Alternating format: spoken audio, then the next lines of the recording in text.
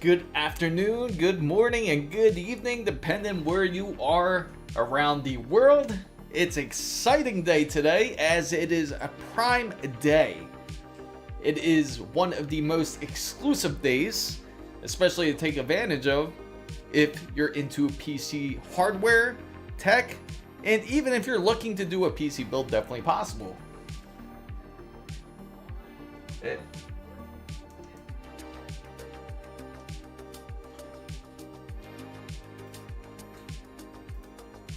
Live feed will be coming in soon as we just prepare to get started.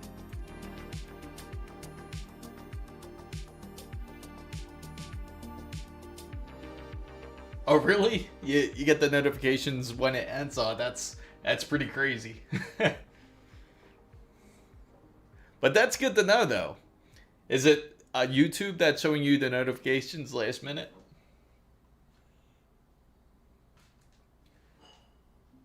Now for reference for everybody, I also stream not on just YouTube, Twitch, and I also stream on X, also known as Twitter.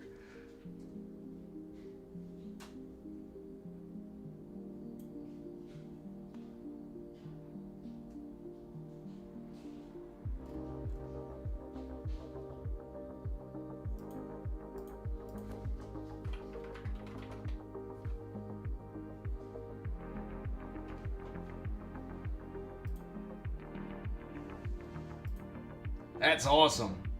Man, I'm just too excited. I gotta get this show started already.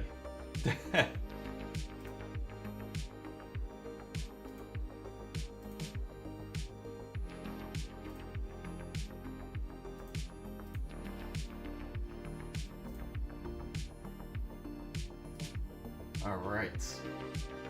Okay, let's go ahead and we're just about to start live. Hopefully you guys have some great Prime deals to share. Takuma has shared some really decent ones.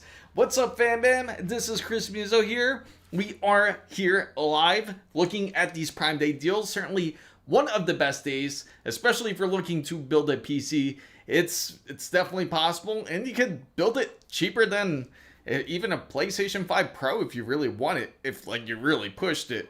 And the funny thing is, all the builds that I have listed, everything's going to be in the description box down below, just to let you guys know if you're going to be looking for anything specific. I also, I'd like you guys to also check out the ASUS page. It has some great deals online as well, as when it comes to their OLEDs, their 2D LED panels, and even high refresh rate monitors that you certainly have to check out. And they don't have those cheap plastic stands. They even have monitors where they actually have the decent metal stands with it as well. Now, Takuma also did mention that his LG TV is on sale, which is, what is the model number of your TV again? Once again, Takuma? Because I know LG has the C1 all the way to C3. I think they're on to C4 if I'm not mistaken already as it is. But the deals, I gotta start off with Gigabyte's B650, as that is a awesome deal that I have to share with you guys first. Now, let's also check out the browser so we can actually get into the business, so you can actually physically see it yourself, as I do have everything linked. Once again, if anybody does want to check it out themselves. Now, if anybody is having any trouble or has any questions at all when it comes to PC builds, you are also free to ask any of the questions that you would like to ask. Let me just press this thing real quick. I know I'm all up close and personal, just making sure I get this touch tracking on. Hopefully it's nice and clear there. But yeah, if you have any questions at all, feel free to ask on Discord. You can feel free to ask the chat. As the chat knows, I always usually respond the best I can. If anyone has any questions, especially when it pertains to building, or if you're stuck somewhere, if you need any specific part that you want to find on a discount or for a better price, certainly can make it happen. But one thing I also do stress about a lot is, if you do plan on doing a PC build, do not go cheap on a power supply. That is the last item you want to go cheap on. And it's funny because it seems like a part you could really kind of cheap out on, because it's a non-essential part. from what it seems like, but really it's definitely a more critical part when you're doing a PC build. What's up, Rehad? What's up? I sent the link on chat. I mean Discord chat. Also, I do have to mention this. If anyone wants to send any links, for some reason, the YouTube live stream doesn't really allow to send links. So if you do want to send any links, please go into Discord and you could feel free to send any links to check it out as well. Or if you want to share something on live, I am also more than willing to share with you guys on that as well. So let's go ahead and get into business. We're going to go ahead and check it out now. So we're going to go into the browser here as we're going to take a look at some of these Prime Day deals. Now, one of the Prime Day deals, let me see. Let me split that up here as we get it over onto this side. So that way I can properly get all these links all set up here. As this is something to check out for anybody who are Gigabyte fans. It's a B650 board that I actually have, which is the Elite AX. Now, the reason why I can say they have this one specifically on sale here is because it's not because they're trying to cheap out on the board. In fact, it's one of their better boards. It's because they came out with the new X3D series. They're kind of trying to discontinue the line, so to say. But again, because they're discontinuing the line, it doesn't necessarily mean it's bad.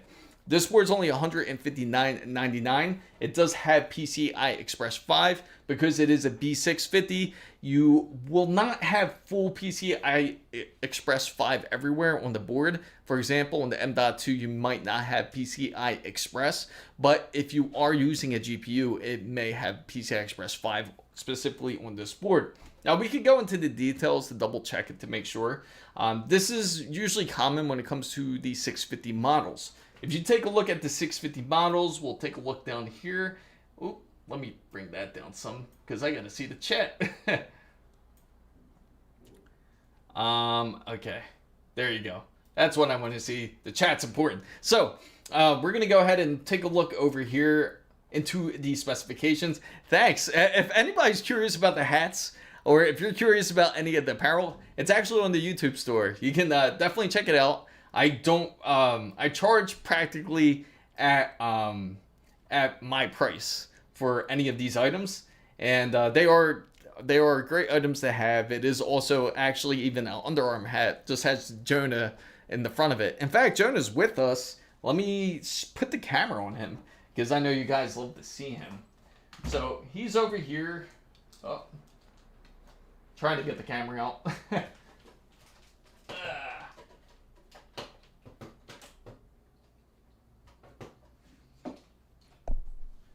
Hopefully you guys can see him, but he's quite a ways away. Might be a little bit dark because he's in his bed over there. But hopefully you guys can see him. So I'm going to switch over to the camera view for him. Yes, yes. Okay, so let's turn the camera on. For Jonah. Where is his Jonah camera? Oh, it's because we're on the browser. Okay, once we get back off of the browser, we could definitely add him into it. It would be kind of hard to add him to the browser. But anyway, speaking on Gigabyte, on this specific item when it comes to their B650, it is a really awesome deal. That's like pretty much like half price of what the original MSRP was. Originally, you could buy this when it first released was about $300 for this item. Or no, not even, like $250 because it's the B650. And let's go to the technical specs, which I wish Amazon would do a little bit better on that side when it comes to the details. It should be further down. I know they got it somewhere. That's the reviews. Let's see. Just scrolling up here. It might be around here and about this item. So it says that it has 14 plus 2 plus 1 phases with 17A. And yeah, there's no combinations with PSUs. I do have some really decent PSUs. that are going to go on sale. Specifically, I do want to mention Corsairs because I think that's going to honestly be a great deal for anyone that is looking for a Corsair 1000, especially whoever is doing a white build. They have the 1000E on sale, and that one I will share in just a bit. In fact, there's also another power supply I'd like to mention, which is MSI's, and we actually mentioned this in Discord. If you guys saw it, was like an early deal originally for the MSI, specifically the 850 watt one, for especially for those who are looking for an ATX 3.1 power supply. So if you are looking for something like that, that's a great deal. So Maxsun, it looks like Maxsun has a great deal on their B650M Wi-Fi 6 ICE, which is a good deal. I've never tried Maxsun personally. How does everybody think of Maxsun when it comes to motherboards? I'm just curious. Now, if we go over here to, I think Corsair, nah. Honestly, I've never had any issues with Corsair, so I can't really talk bad about them or give any negative feedback. So far from Corsair side, I haven't really seen anything negative on the PSU side, not even in the CPU cooler side. The most that I see that is negative from when it comes to Corsair is going to be the software, as it's not the best, it's a bit glitchy, it still needs work, and hopefully Corsair will certainly rework that system. Okay, I'll be prepared for it. So for this board, it actually has a special 6mm heat pipe fully converted MOSFET. So that's talking about, let's look a little bit deeper onto the board here. Fully converted MOSFET. So it's probably up here, which is this. This is going to be the heatsink. Usually that's a heatsink up here on the top. And here it looks like, I bet that's M.2 for PCI Express 4. I assume that's not going to be PCI Express 5. Because usually if you see PCI Express 5 coolers, they're going to be a lot thicker. I mean, like, they're ridiculously thick. In fact, I could show you one. There's one just, like, laying in my drawer by Gigabyte. In fact, let me see. Where is that one? I know it's somewhere here in my box.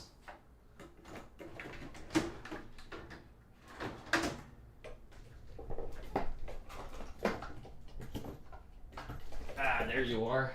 Nope, that's not it. Well, it's pretty much very tall. It'll probably be like about that thick. So if you do get a PCI Express 5 cooler, you'll know pretty much right off the rip. So you heard about the 750Es exploding. That's crazy. All right, so we're going to go into Discord here, and we're going to check out the links that Takuma sent us. Oh wow. You weren't kidding about the links, Takuma. He sent 4 different links. And this one's his TV. This is the one that he has. And this is currently up for Amazon Prime deals. So this is the LG OLED 48C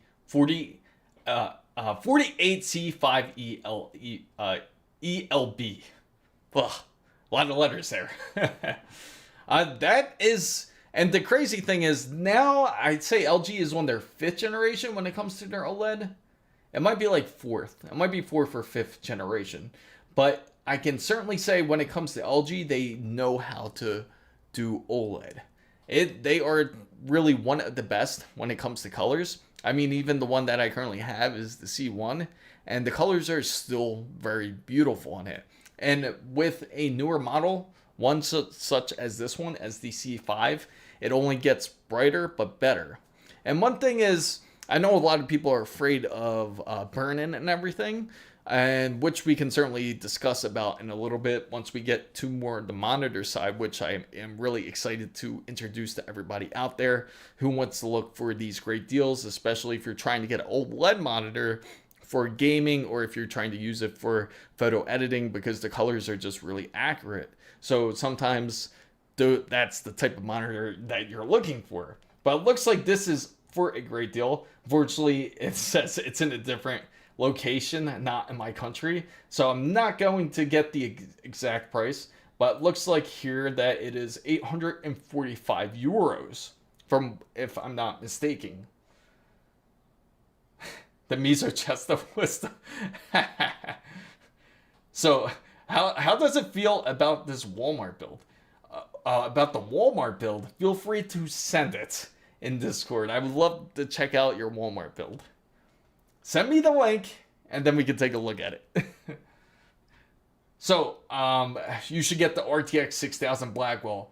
I wish I could. It is massively priced pretty higed, as you know.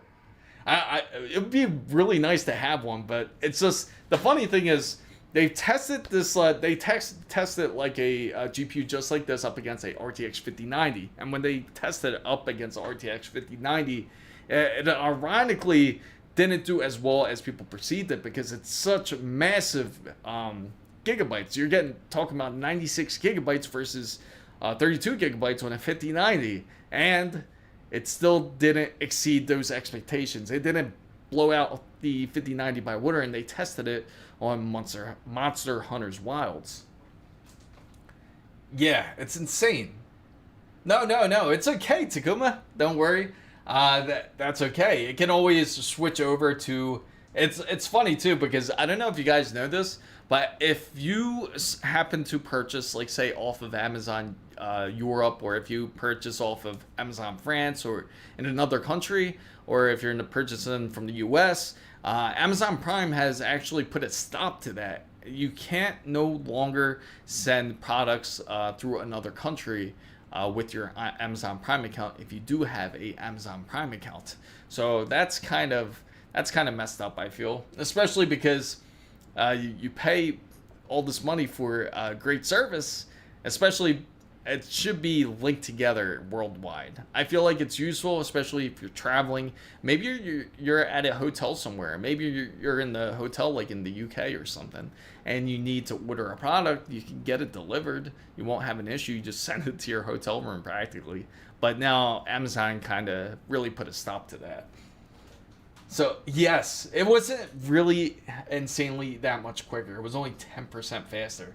And you're spending so much money for a GPU. $10,000 is insane. But speaking of RTX 5090, this is a deal I want to bring up to everyone. Takuma can speak on it. I know I personally can speak on this card, as it is an awesome card. It's also down in the description box down below for anyone who is looking for this specific. In fact, it looks like it's pretty much sold out. I think it's because I'm in the European site. But they do have Gigabyte Ors, the RTX 5090, such as this one. Oh, I apologize, everybody. I happened to hit those buttons. But, so the RTX 5090, specifically this one, is on sale. This one is the Ice edition of the RTX 5090. So if you're looking to do an all-white build, you certainly could. You could get this Gigabyte Ors RTX 5090 version, not the 5080. Which I will show you. Let me go into the US site so I can show you guys. 5090. So, that's funny. I put B5090. That's not what we're looking for. B590. Okay. Now let's see if it comes up. 5090. Let me take that off too. There we go. It's only $29.50. It comes with the Arc Raiders, in fact. It's an Ice edition right here. My cousin told me he's got a high-end PC. I asked him for the specs. He told me that 5900 X3D with integrated graphics and 16 gigabytes of DDR5. That's hilarious. That is hilarious. So Yuri has sent in the Walmart build. So we're gonna take a look at it. We'll take a look at this Walmart build to see which one he's talking about here. And this is the Walmart build. Is this the one that you're thinking of getting? Now, it looks like this is called an M-Long Gaming PC Desktop. Now, it has the 8700F, which is a decent processor, not the best. I apologize once again. You know what I do? I keep hitting the numpad. I really got to get something else besides using the numpad because I'm so used to using it. I got to get like a Stream Deck instead to transition to the different browsers. Would make it easier, right? Instead of me always hitting the keys. But This one is the AMD Ryzen 7 8700F. Not a bad processor. It comes with a 5060 Ti 8 gigabytes, 32 gigabytes of DDR5 RAM. Now, does it specify the kind of RAM it is? It says it just has 6000 megahertz, but doesn't give you like the latency of it, so you're not sure about that. It's 1 terabyte of NVMe, which can be anything. It's only 600 watt PSU. So if you're thinking of a build like this, it's a decent build, but probably not the best build, because you don't know exactly what is packed with the RAM that is in here, first off. And 600 watts isn't really a lot. That's like bare minimum. Like, you're really running it tight, like really tight tolerances, if that's the case when it comes to this, because it's a 1129. So let's see if we could, we're going to look back onto Amazon real quick and see if we could find something for like a gaming PC, a pre-built gaming PC. I know I have some set down in the description box, but I know they could be out of your price range. It looks like you're looking around more to the $1,200, about like $1,100 price range. So we'll try to see something that has a Prime deal. So let's see if we can select it here. Prime Day deals, and let's go and see if we can find one. In fact, even this one's a decent one, but this is a laptop. I bet you could even get a better deal than this one. This one's pretty decent because I actually have this one down in the description box down below as well. I know, I know Takuba, right? I wouldn't trust it. So when it comes to the ASUS ROG Strix G16, it comes with a 165 hertz display, 5060 laptop. It comes with i7 processor, 14650HX. 16 gigabytes of DDR5, 1 terabyte. Now, this is good if you're on the go, but again, you're looking for more of a desktop PC. So we're gonna look for a desktop PC here. This is all brands. Let's see desktops. Okay. Let's go to save on laptops. They really want to try to get rid of all the laptops right now, I can tell you that. Okay. M long. Because it's called or is it I'm long? It depends on how the company calls it, right? Okay, so they got the Dell desktop, we see, but that's going to be practically like a useless one. The ones that I do know, ones that are for sale, let's go to CyberPower because I'm pretty sure theirs is. I know specifically their Extreme VR pre-built is on sale.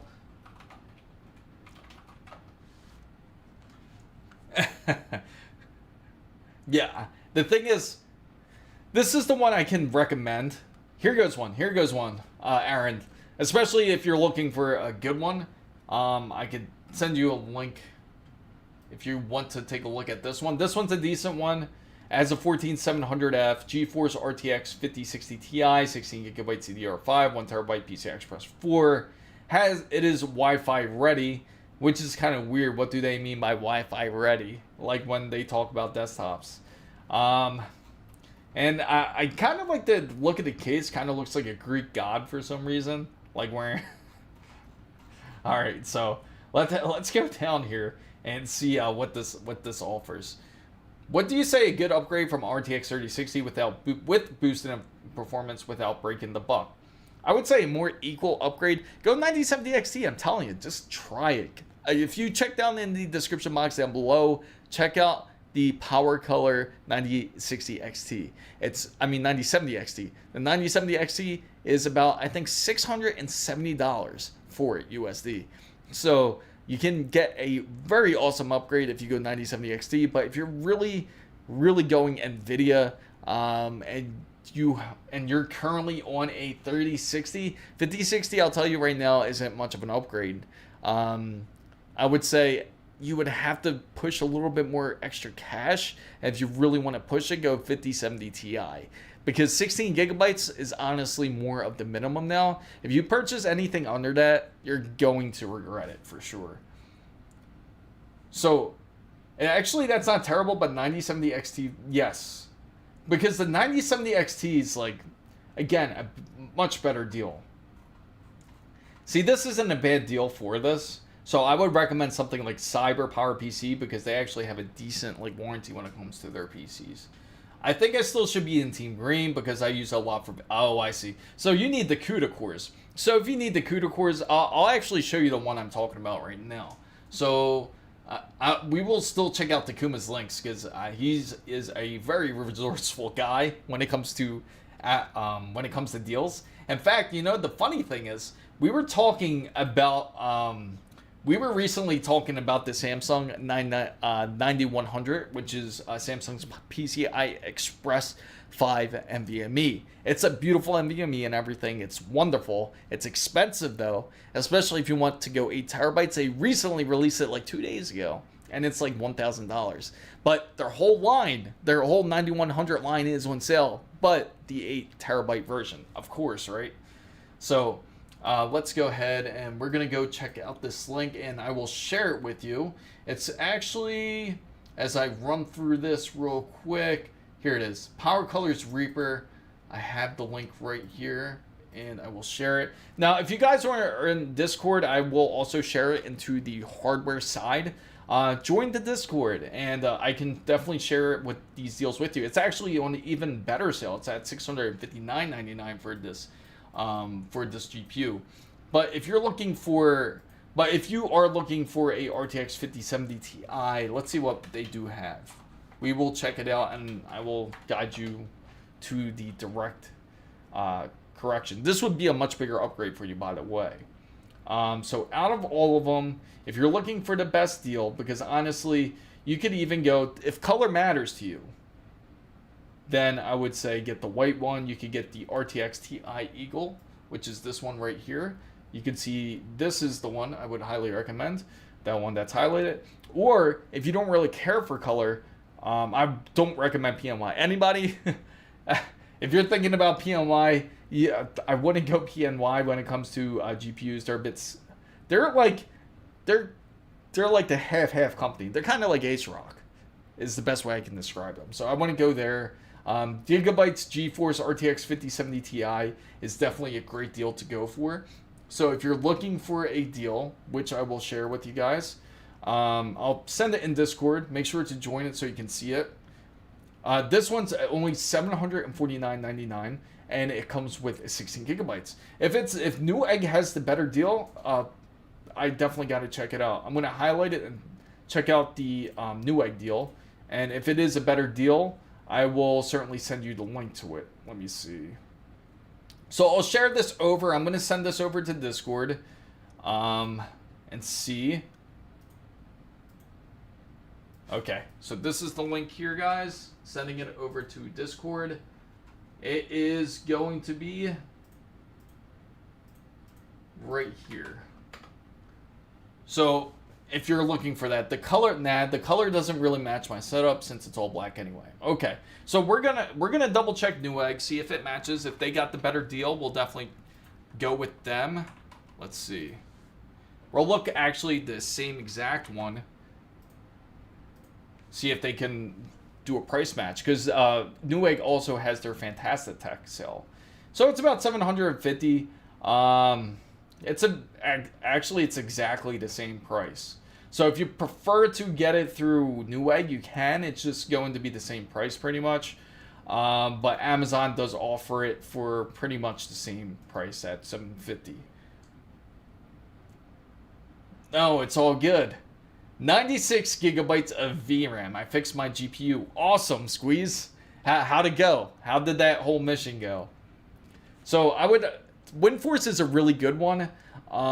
Usually they're cheaper brand when it comes to gigabyte, and again, they're a solid brand. So if you go cheaper, Eagle's a good one. If you choose to go ASUS, you can go Tough 5070 Ti is also a good choice, which is up here. This is one I certainly recommend. These are good, but the thing is, you will spend a bit more if it's ASUS. I know some of you like to call it ASUS tax, but they do have a bit of extra features compared to like if you do go with another brand, just to give you a heads up if you choose to get an ASUS one. Now, mine's is Gigabyte. Okay, Gigabyte's an awesome brand. it's really silent when you do use their GPUs. Here's actually a decent one, 789. That's the one our buddy Ricky got. Remember Ricky? Ricky has the Shadow.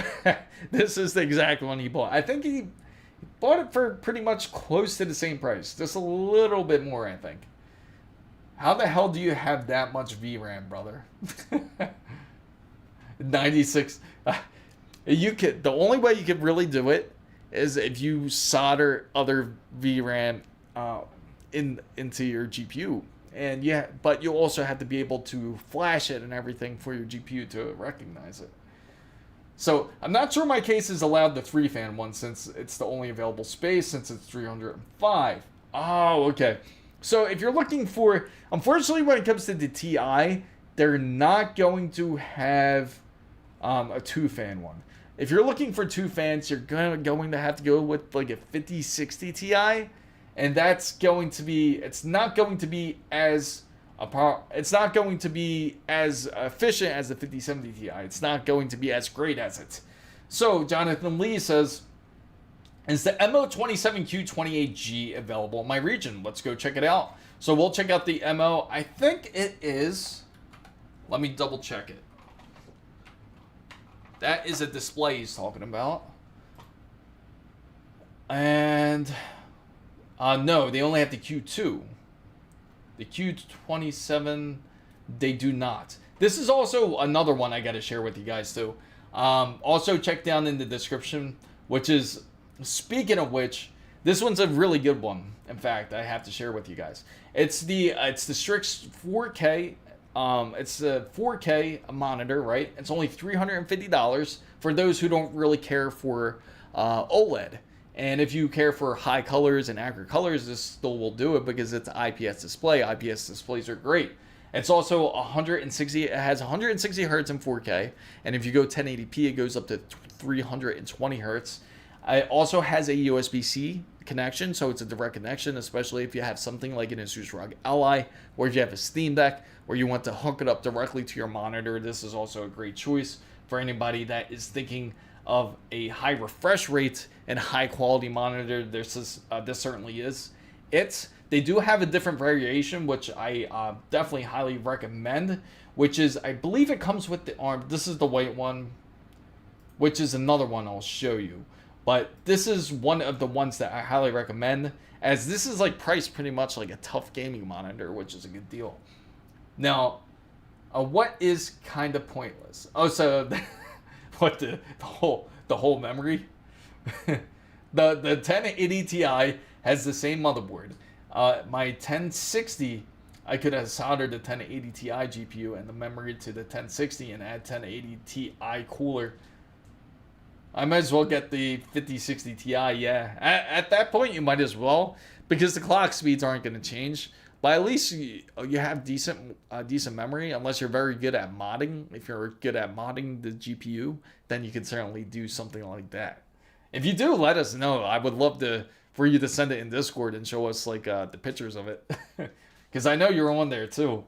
Squeeze. So this is one of the monitors that I highly recommend. This one, I'm gonna pull another one here, not this one. We're not gonna recommend Mulong. Or M-Long. I'm long. Okay. The other display I'm really excited to share to you guys about is, let me share this with you.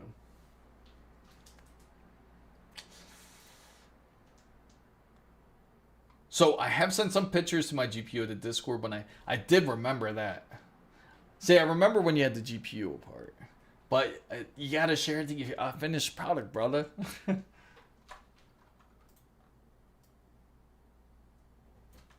This is it. Now, for those who are into OLED, this is the one I highly recommend. Oh, wow. I think it's pretty much sold out. No. I was like, huh? Because I realized that I was actually on the wrong Amazon. I'm still on Amazon Europe. In fact, I gotta get back to Takuma's list because we're gonna check out more stuff that he has sent on his Discord account. Now, if anyone's interested in any of these deals feel free to check it out in the description box down below, as I do have it under there. And it is right here, this one.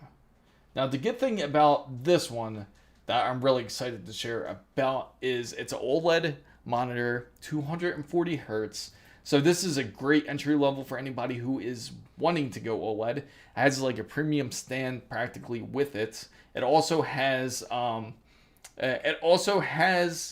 up to 1440. It has a heatsink built into this monitor, so it keeps it cool if you really push it, especially if you're during gaming sessions. It also has the adaptive display practically on there, so it will automatically dim if it knows like you're walking away from it. If you're like going to the bathroom or something, it'll actually dim down and it'll actually save any heat dissipation that happens from that monitor. So that is one of them that I highly recommend. And I know a big question is when it comes to OLEDs is why does it, but I'm afraid of burn-in. Like, doesn't burn-in actually happen with OLED displays?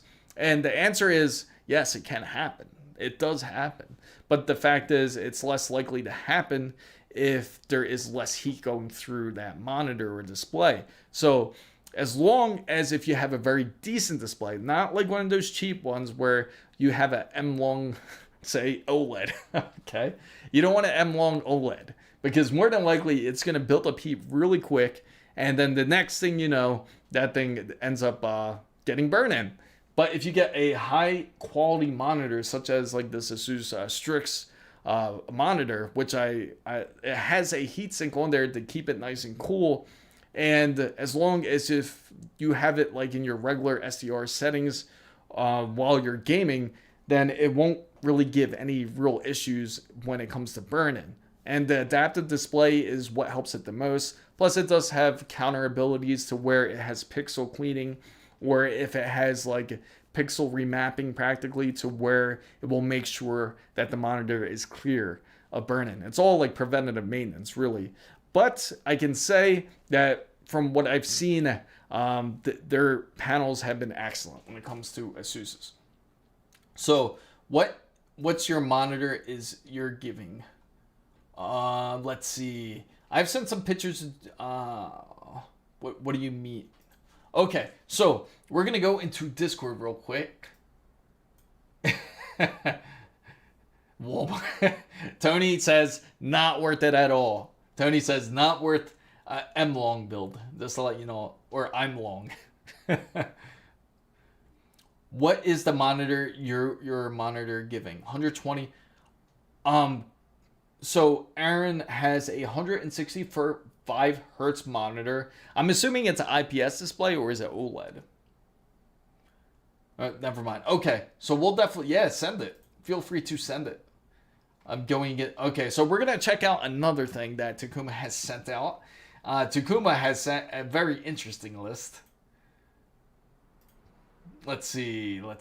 We're going into the hardware side, and there we go.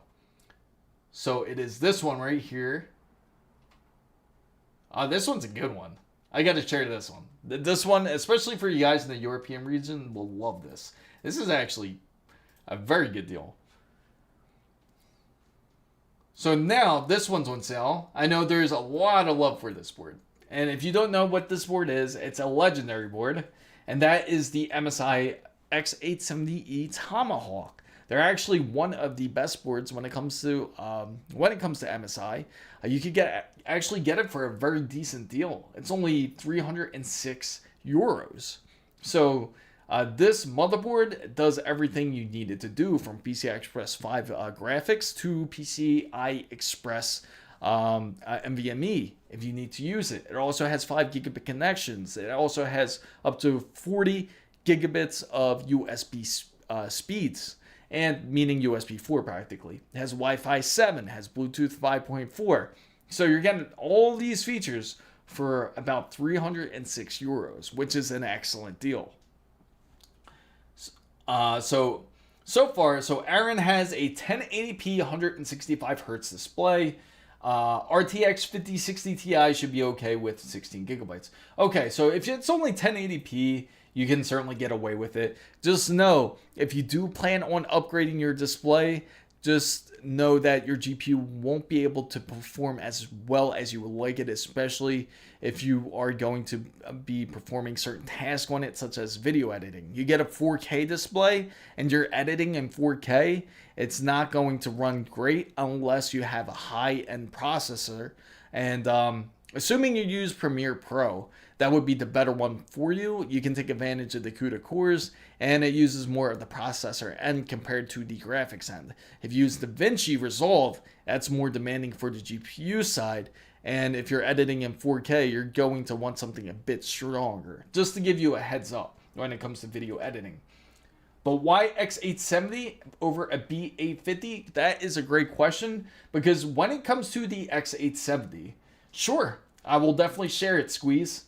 So that's a great question, Bruno. If you're asking the main reason, the main differences is the features that they will give you. X870E allows you for full-on commitment to whatever type of bus speeds that you need. It's much more higher in PCI Express 5 bus speeds compared to a B850.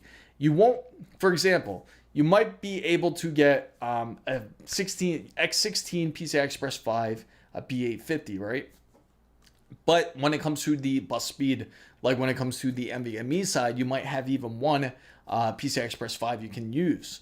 But everything else is going to be practically PCI Express 4. So if you ever chose to expand into PCI Express 5 NVMe's, you really can't. Otherwise, it's going to break down the PCI Express 5 from the graphics lane. And you don't want that to happen, because then it will turn into X8. So that's why I say B850 does that. Now X870E is a bit better for when it comes to those type of speeds. So if you use, say, an X16 graphical lane that's PCI Express 5, and you use, say, 2 PCI Express 5 NVMe's, then you don't have to worry about the whole lane splitting. Now, it can happen, it certainly could, if you end up using the wrong lane. So you have to also be aware of which lanes you are using. For example, in ASUS and Gigabyte, I believe in the MSI as well, they're practically the same when it comes to this. But in lane M.2_2 and _3, those lanes, if you occupy those two lanes, then it will end up splitting the X16 when it comes to PCI Express 5. So, but in X870E, you get a bit more of a performance boost when it comes to not just the lanes, but also when it comes to your internet speeds, and you have a bit more when it comes to USB 4 speeds as well. So, okay. So, Aaron, when you think about upgrading the monitor, would you recommend a 5070 Ti when you go to 4K? So, or a RTX 5080 should do when you have a lot of money in an RTX 5090? That's a great question, actually. That's a great question that you asked them, Takuma, because that way it gives them a little bit to kind of spread around. PCI Express 5 seems, actually, I've had issues with, but okay. So if that's certainly good enough for you, and you know what, though, I gotta say it's a controversial topic, and the reason being is it's because everyone wants to use the full speed of X16, correct? Even though you use the full speed of X16, it's going to be a very minimal difference. You're not going to notice it, especially when it comes to the GPU side. In fact, we don't even use it's not really a secret. If it is, or if you hear on other forums or whatever that they say you need the full PCI Express 5 speeds, that's complete BS, because to be honest, when you are using the PCI Express 5 lane, you're not using the full power of it. In fact, most people aren't even using the full power of PCI Express 4 when it is occupying, a GPU is occupying in that lane. We've done tests where I even ran it PCI Express 3 against 4 to see if it really makes a difference. It might make a very small incremental difference if you're doing that, but it's not going to be highly noticeable. Now, the problem is the only way you would really notice it is if you do something that is extremely demanding. Now, if you have a 4 4 monitors that are all 4K at 240 hertz, it's going to take a lot of power. It's obviously going to demand more from the PCI Express lane. So if you do something like that, then of course it's going to give you issues.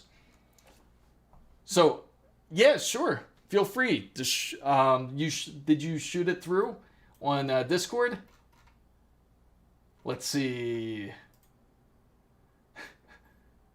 You put it in the meme side. that is kind of hysterical. So, MTGPY 1060. So you can play Roblox at 8K. So 56. Yeah. Who wants to play Roblox in 8K, right? So, electricity bills would go through the atmosphere. Absolutely, it would. If that were to happen, it absolutely would. And going back to displays, as I mentioned, if anybody is thinking OLED and you really care about the colors, I don't know if you guys can see. I'm going to go back into chat mode real quick, just to show you guys. Now, as you see, this is the display, right? Now, I'm going to focus it onto the monitor side, so I'm going to be blurred out for a second. So if I focus it right here to the chat side, it seems like my touch focus doesn't want to operate here. Let's see. Let me press that. There we go. Beautiful. Okay, so it's focusing on the monitor, right? That's an OLED monitor where it's focused in. So now if I move it over, notice the blacks. Now, if I bring over the chat box over to this side, you're going to see quite the difference in color, right? Matter of fact, the better way for me to show you is instead I'll pick some crazy picture, some really colorful picture. I'm going to blow it up between both monitors so that way you can really see the difference between OLED and a standard IPS display. Now, this display is an excellent display that's also next to it. It's the 34-inch LG IPS display. It's also has up to 180 hertz, specifically on this one. So let's go ahead and do that. We're going to go and look for we'll just say 8K photo, even though you're probably not going to pull up an 8K photo on the internet. All right, it'd be nice if we can. So let's go ahead and we'll pick this gorgeous mountain. So I'm going to expand it, and let's right there. You know what? Let me get a bigger one. That's a bad example there because I can't even blow this one up all the way. We want to blow it up all the way. We want to be able to get a decent one. And the crazy part is, I noticed the internet recently doesn't like you to download wallpapers anymore. Not like they used to. Alright, so what we have here, so I'm going to put it on both displays here. That's right. It's the picture viewer. That's what it is. Okay, so what I'll do is this. I'll get a really colorful picture, just like this one. I'll just expand it. And hopefully you guys can see it. So I'm going to expand it. Oh, of course it bounces back. I'm going to expand it. Just like this. And if you guys see it right there, you can see the difference in colors right here. It looks a bit more washed out when it's on the IPS side. As you see, right? It kind of, you can see like the shadows kind of like flatten. But as soon as you move it over, the shadows kind of stick out like immediately once you put it into the OLED side. And you can see the blue is much more brighter. It will bring like pretty much new life into a game if you ever try OLED versus IPS. But it's a big difference. Even the green is a lot more flat on the IPS display compared to an OLED display. It just like pops back out. Like you can just see the shine just like pop out. But that's like a main difference between the two. But what's up, Gamers Dad? set the same. Yeah, that's actually a good idea. Now I actually do have the same wallpaper. So in fact, if we take a look here, this would be actually a good example because I took this photo here and I'll minimize this. I'll move the chat box just like this, just so you guys can see it. So here goes an example. Hopefully it doesn't focus on me. All right, so you can see the two wallpapers here. You can see the shadows are a little bit more flat here compared to how glossy it is compared to the OLED monitor here. Now you probably can't see the full blown out image, but you can see the color difference right then and there. Hopefully you guys can see it. But if not, we can always do a video on it where I can certainly show you guys. Hopefully that certainly helps somebody out there who is thinking between IPS and OLED. And let's go ahead. The IPS looks better on camera. Really? So set this. Okay, so we're going to go ahead and we're going to go into Discord. I know somebody wants to send their list. Oh, okay. So Blue says, also asked what type of light strips I'm using. I'm actually, these are Goovy light strips switches. They're by, they're actually a special edition. I should have linked them, which they're great ones. In fact, I could actually show you them. Let's see. Maybe a dumb question, but how can I have the PS5 run 4K great and 5060 Ti would struggle? Okay. Let me explain something real quick about the 4K question when it comes to PS5. Now, what you're seeing is an illusion. That's technically not 4K. What you're seeing is actually an upscaled version of 1080p. So when you are playing that game that you think that's 4K, it's actually upscaled into 4K. So you're not really enjoying 4K gaming. You're just enjoying an upscaled version of a 1080p game. Also, when you are gaming to whichever game it is, you won't be running at 60 frames per second, even at 1080p. Most of the games that you will end up playing, maybe you'll max out at 60 frames, but you'll never hit, like, say, 120 frames. It will never be as smooth. That's why if you notice it, especially PC gamers will notice it when they're gaming on console, you'll actually realize how choppy it is when you're playing on, like, even a PS5 Pro. It will be a bit choppy compared to, like, playing on a PC. Yes. Right, exactly. Well, the camera is focused on you. Thanks, Takuma. And in fact, let's take a look. My OBS took a dive here. All right, so I'm going to put that on the side. And actually, let's take a look at another Takuma showing, because he had a wonderful showing. First, he showed us the MSI Tomahawk that was on sale. And let's go back over here to... What's up, Mango? Welcome into the Discord. Did you make sure you send your list? I'm waiting on your list, by the way. And here goes one. Intel i9 processor. That's actually a pretty good deal, which I will show. Not that one. Okay, so it's $374. It's that, I guess it's showing the USD version. No, euros. It has to be euros. So it's 374 euros. And for this, it's a very decent processor. 14900 is what most people can actually deal with. It's great for anybody out there who is into photo editing and video editing. I actually recommend Intel for that side. Only thing is, if you go 14900, is I always stress to everybody, if you choose to go this route, just make sure that you end up upgrading or updating your motherboard, because overvolting is not a joke. You don't want your CPU to fry. And I don't know if you guys heard it or not. Yeah, so PS5 are scamming your eyes. Pretty much. And you'll notice it. Like, if you game on 4K, right?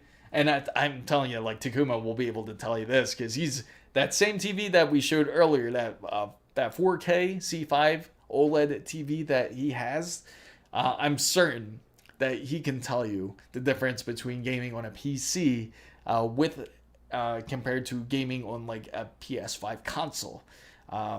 It'll actually make you feel a bit sick, like, because of the way the motion is, because of how choppy it is. It won't be as smooth.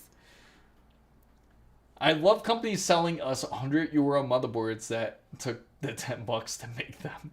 Yeah, they do that. That's unfortunately that is the truth. Intel 13th and 4, yes, and that's what I stress about when it comes to the 13th and 14th gen.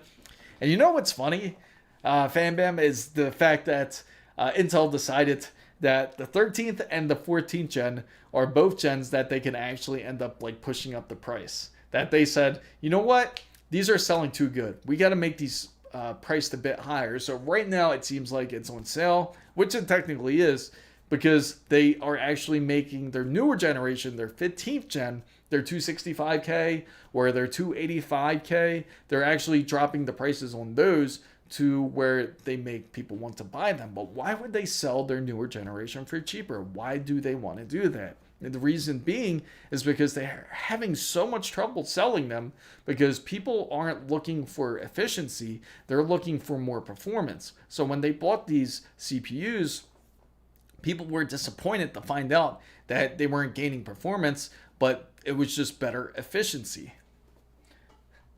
So my i7-14700 has served me well for video editing and motion graphics. Glad to hear that. Like I said, Intel's a great processor. There's nothing wrong with them.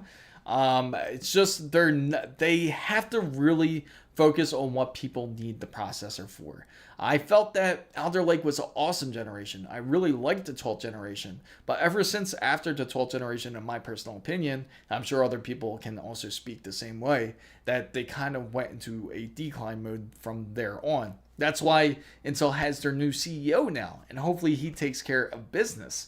And I gotta ask, everybody on the AMD side, how does everybody personally think of AMD and OpenAI working together? Isn't that amazing? They pushed their shares up all the way up to $219. That's insane, right?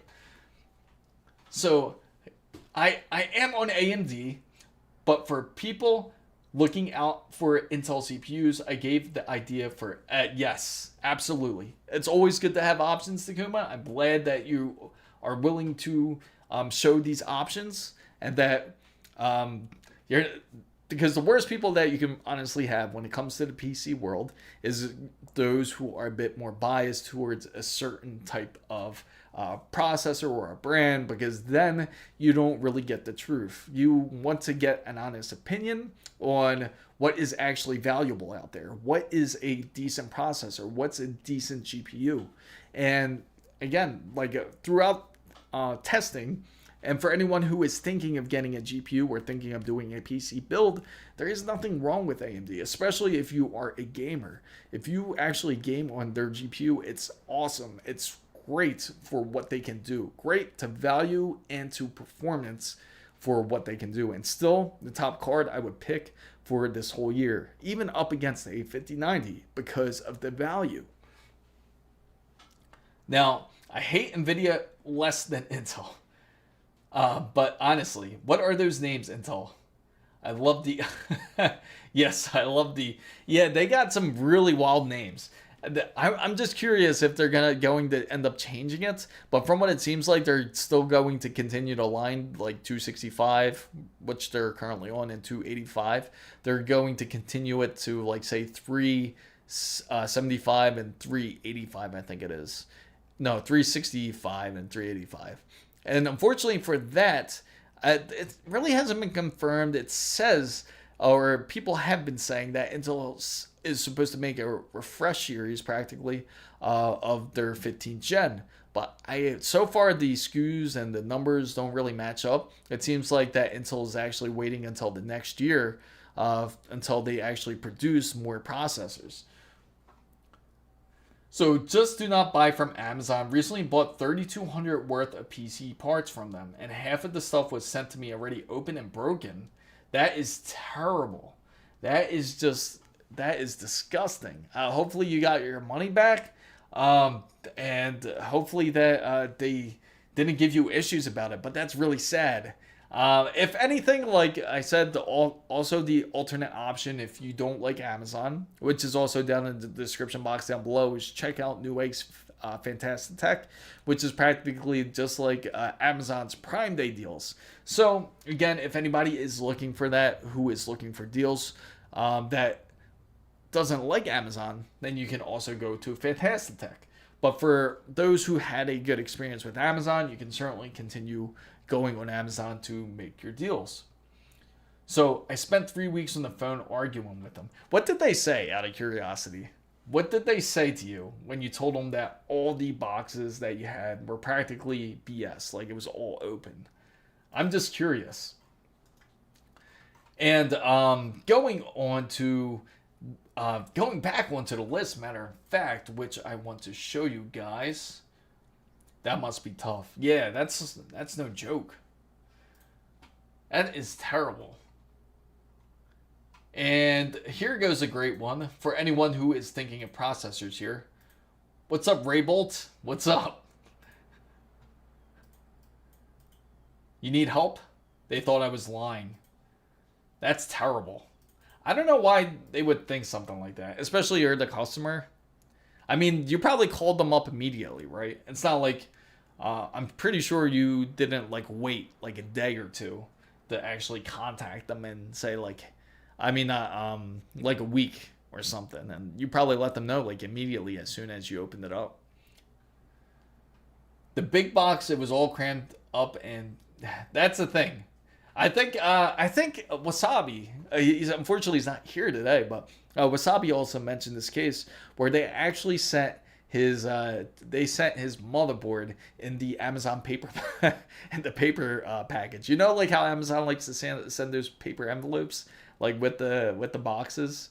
Well, they sent his motherboard like that, but hopefully I think his was okay for the most part, but that was the worst package he received from Amazon when it came to PC parts. So, yes, I love the Intel Ultra Pro Super. I'm really curious to see what Intel has up their sleeves, though. So what's a good mic for gaming? So a great mic I have to recommend, especially if you're looking for a headset. Are you looking just for a direct mic, or you're looking for like a headset? Because I can name some for you. A really easy one I highly recommend everybody if you're looking for a direct mic, easy to use because it's via USB, is you can easily get like those blue mics. The blue mics are excellent for gaming. You can easily just set it up. Tons of streamers use it, like when they use a mic. That's something I would recommend if you're looking for a direct mic. Now, when it comes to headsets, I say a Steel Series makes beautiful headsets. They're excellent, especially the new one that they produce. It's quite amazing. They actually had a demonstration where they had one of their employees actually go in the helicopter with the headset, and you could hear him nice and clear, even though he was inside of a helicopter. Even though the poor guy was terrified, but it just shows you how excellent that their headsets are. And trying them, they have certainly been great headsets. Now, see my messages. Sure. You sent them all through Discord? Let's see. Where are your messages? Let's see. I don't see your messages, Braybolt. And my GPU was outside with the OG pack. I know which pack you're talking about. I got to see. Oh, yeah, exactly. Steel Series. There you go. Somebody else can vouch for them as well. It's a great headset. It really is. And for anyone who is looking for a processor for Prime Day, AMD's Ryzen 5 7600X is a great choice. And it is exactly this type of processor you would use for gaming. But if anybody's using it for like video editing, or if you're using it for photo editing, that would be a processor then I would not recommend as much, because then you're going to notice that it's going to take up quite a bit of a, it's going to not really process as well, unfortunately. But if you are looking for more of a multi-core process, they do have also the 7800X3D that's also for sale. It's both on sale for Amazon Prime and on Fantastic Tech. All the links are right down in the description box down below if you are looking for them. So make sure to check them out, because I know the 7800X3D, that's great for those who especially like to game and do like a streaming type of build. But for those who are strictly like video editors, then you're going to want to look at something more like the 7950X3D. or the 9950X3D, but I don't think the 9950X3D has a big sale from what I remember. Let's take a look. I have to avoid the numpad because if I hit that, that's going to end up transitioning into a slide I don't want it to go to. Let's see. Yep, it's not on sale as I figured. All the 9000 series, they don't really have a great sale. The 7800 X3D would be the best one. But I bet the 7950 X3D is on sale. And that's very comparable. That's comparable to when it comes to the 9950 X3D. But they have very few of them left. It's not really much of a deal from what I see. The better deal would be the 7800 X3D. Pause what slide. I don't want it to transition into the welcome to the stream or thank you for joining because that's what happens when I hit the numpad. That's what I meant. I don't want it to go over there. So this is the better deal. The 7800 X3D is definitely the better deal. This is the one that anybody can certainly enjoy. It's only $338 USD. If you're looking for a processor that can do both like streaming and gaming, this is one I would recommend. And it's again cheaper than what you would pay in 9800 X3D. Practically the same processor, just 10 to 15% less of an IPC compared to it. But it is still extremely relevant and still a very good processor. Totally not, not Lisa. No, not that slide. No, not AMD slides. Do you mind to link the headset? Yeah, sure thing. I will link the headset over to you as Steel Siri. And you're on Discord too, right? And I'll send it right over on Discord. That way you can certainly check it out. And I'll actually make sure. Yeah, here we go. Where's it at?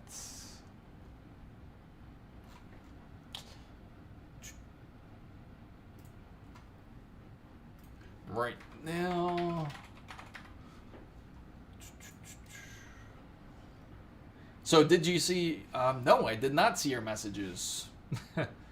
I'm waiting. I'm waiting on Discord. You have to send the messages through Discord, just to let you know, Raybolt. What should I get the? Or did you send me an email? Let me see. Because I can't get to the inbox unless I check here.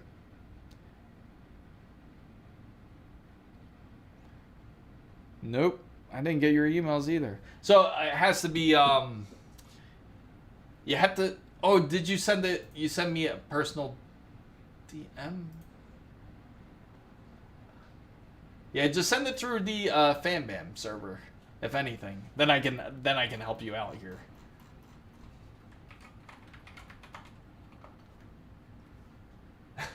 Making sure that didn't pop up there.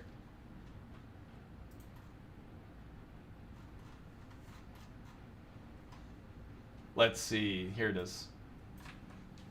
Now, it's this one. I'm just making sure I get you the perfect one here. Because I gotta share this one with you. Oh, wait. I don't want to get you those ones. Those are too expensive. They're the newest ones, but freaking expensive if you get those ones. Now, this is one I can recommend. I'll recommend two, and I'll let you decide to pick. But the other ones are really expensive. But this one I feel is like the good in between. I'll send it through the PC hardware side. What's up, Ray? Yep. So what should I buy for Unreal Engine 5 game development i9 14900K with RTX 4070S or 5070 with i7 13th gen? So you're asking whether to wait for a 5070 or whether to go 4070. Then I would say if you had to choose between the two, then I would certainly pick to go with the because if you're using it for game development, you're much better getting the 14900K. Because the 14900K, you're going to use a bit more process. It's best to get a really good GPU with it as well, because the GPU does matter quite a bit when it comes to 3D work. So if you could go, I want to get a 5070. I would get a 5070 Ti at least 16 gigabytes, because that does matter a lot. I'm sad that they stopped making high-end mice. I know, it's a shame. I don't need a headset.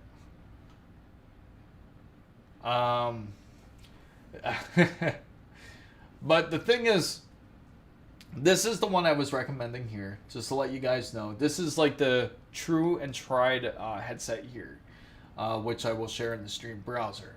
Now, it looks like this for anyone that is curious, and you can see the price. Not too bad, and it is only for $264, which isn't bad. Now they do have a newer one. It just came out. It's not on sale, but it is expensive. If you're not getting a 5070 Ti and you really have to go cheap, go 5060 Ti. You're going to need the VRAM space. That's what you really need. This one's incredibly expensive, but these are the ones that I was talking about where they tried it in the helicopter and everything. Freaking crazy. This one is $600. Carbon fiber. Take a look at that. That's insane, right? But that's top of the top. It's really nice, but you had to see it like when it was in action. It's quite the mic. But I would say the other one that I showed you will certainly be sufficient, unless you're like crazy audiophobic or you're into audio. Then you would go into getting a $600 headset. 4070 Ti. That's a good choice, as long as if they have it available. It's big. Because the 40 series is becoming less and less available for sure, I gotta say. And also, here's some things that I want to share with you guys too. Now, for those who are looking for a cooler, and speaking of thermal, right? Because I remember Blue was just actually talking about this, and this is the one I want to show you guys. Does drop the HD XX 170? Yes. I have the SteelSeries Rival 3 mouse and the Moto Speed CK61 mechanical keyboard. They are certainly great. They really have to ramp up that competition too. Here's another really good one by Thermalright. And this is for any of you budget builders out there looking for a really strict budget, because this is actually only $34.49. So anybody that is using a processor that practically isn't so demanding, like if you're using a processor that is more of like, say, like a 12600 or like a 13600, 14600, or AMD Ryzen 7600X or something, this cooler would certainly fit your needs for the most part. It's definitely one of the better coolers to try. And it doesn't cost a lot. It's not even, you're not even hitting like $40. $10 OG wired Apple headphones. Nice. We've all been there, especially like when you just started to get into like PC gaming and everything. We've all started with cheap headsets at once. I thought I was elite when I had Logitech the Logitech G50 headset. Like, you should have seen this headset. It was a pretty ugly headset, but I thought I was elite with it, playing Counter-Strike. I used the Cooler Master AIO ML360. It's been great. Yeah, audiophile. Yeah, that's what I meant. Audiophile. Yeah. That I slipped that one up. So let me share this with you guys too. This one, if you guys are looking for a AIO, Here we go. AIO wise. Again, you can get it on Newegg too. Again, all the links will take you to either Amazon or Newegg if you click them. Now, this one's also a great deal. 360 millimeter radiator. It's all white. You can get it all white for $107, which is a awesome deal for anybody building all white build. Like, you can really do an all white build, and it really wouldn't cost you that much, because it's just insane that they actually have everything that you could think of for the doing a white build in Prime Day, pretty much. Yeah, Thermalright is actually a great deal. Team Force also makes some decent budget AIOs. You know who else is pretty good too is Deepcool, which is another underrated one. They're also like budget oriented, but they're also not expensive, but they perform really well. That one guy with the $5 headset in Call of Duty. You know what? I gotta show you guys that too. That headset, because it's just funny. Let me see. Let me see if I can find it. I think it's a Logitech G50 headset. No, it wasn't this. It was more like a office headset. It looked like this. I think it was this one. Can you imagine gaming with this headset right here? It was like something like that. I thought I was elite playing Counter-Strike playing with it.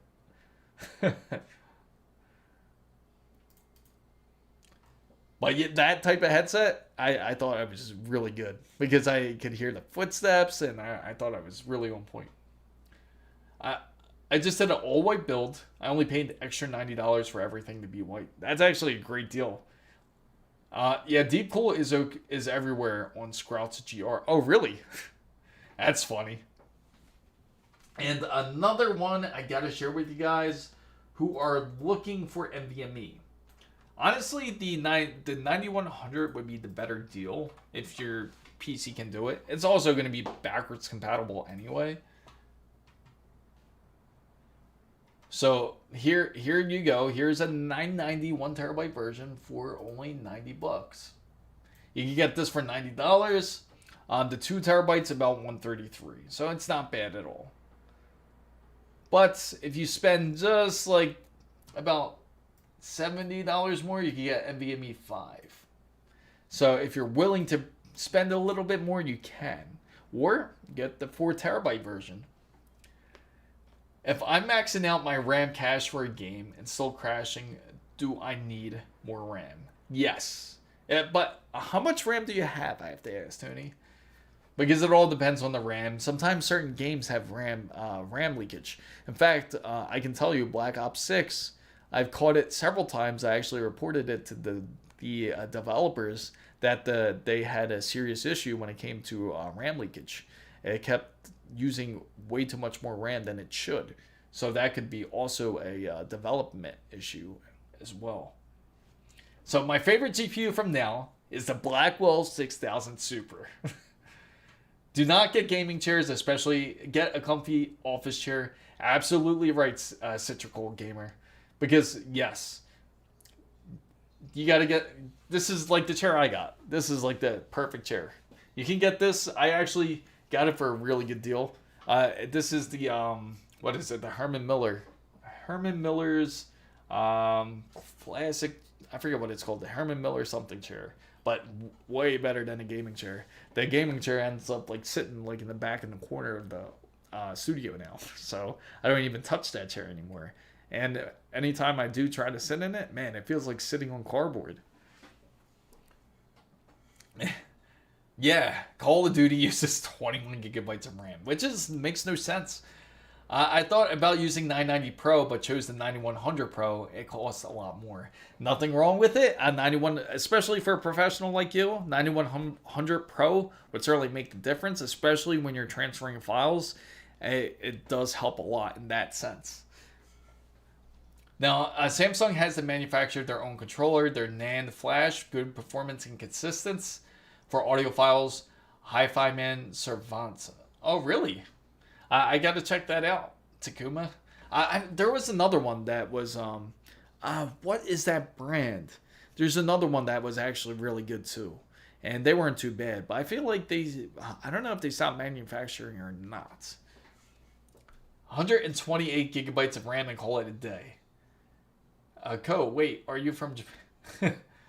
So I got 96 gigabytes of G-Skill Trident's Royal Neo Silver 6000 CL30. That is some awesome RAM. It's funny because in that type of case, isn't it amazing? In the case it comes in, it looks like almost like you're opening up like a jewelry case. That is my but I am Asian. 160 gigabytes hard drives are so tempting. You know, or do you mean terabytes? You know, terabytes are very tempting, right? In fact, you know what's tempting? I'll share with something that was really tempting, even with me, because we all could use space, right? Man, I am envious of Takuma's space. Like how much space he has on his PC. Is this one. Now, Western Digital makes some really great stuff, and they're true and tried.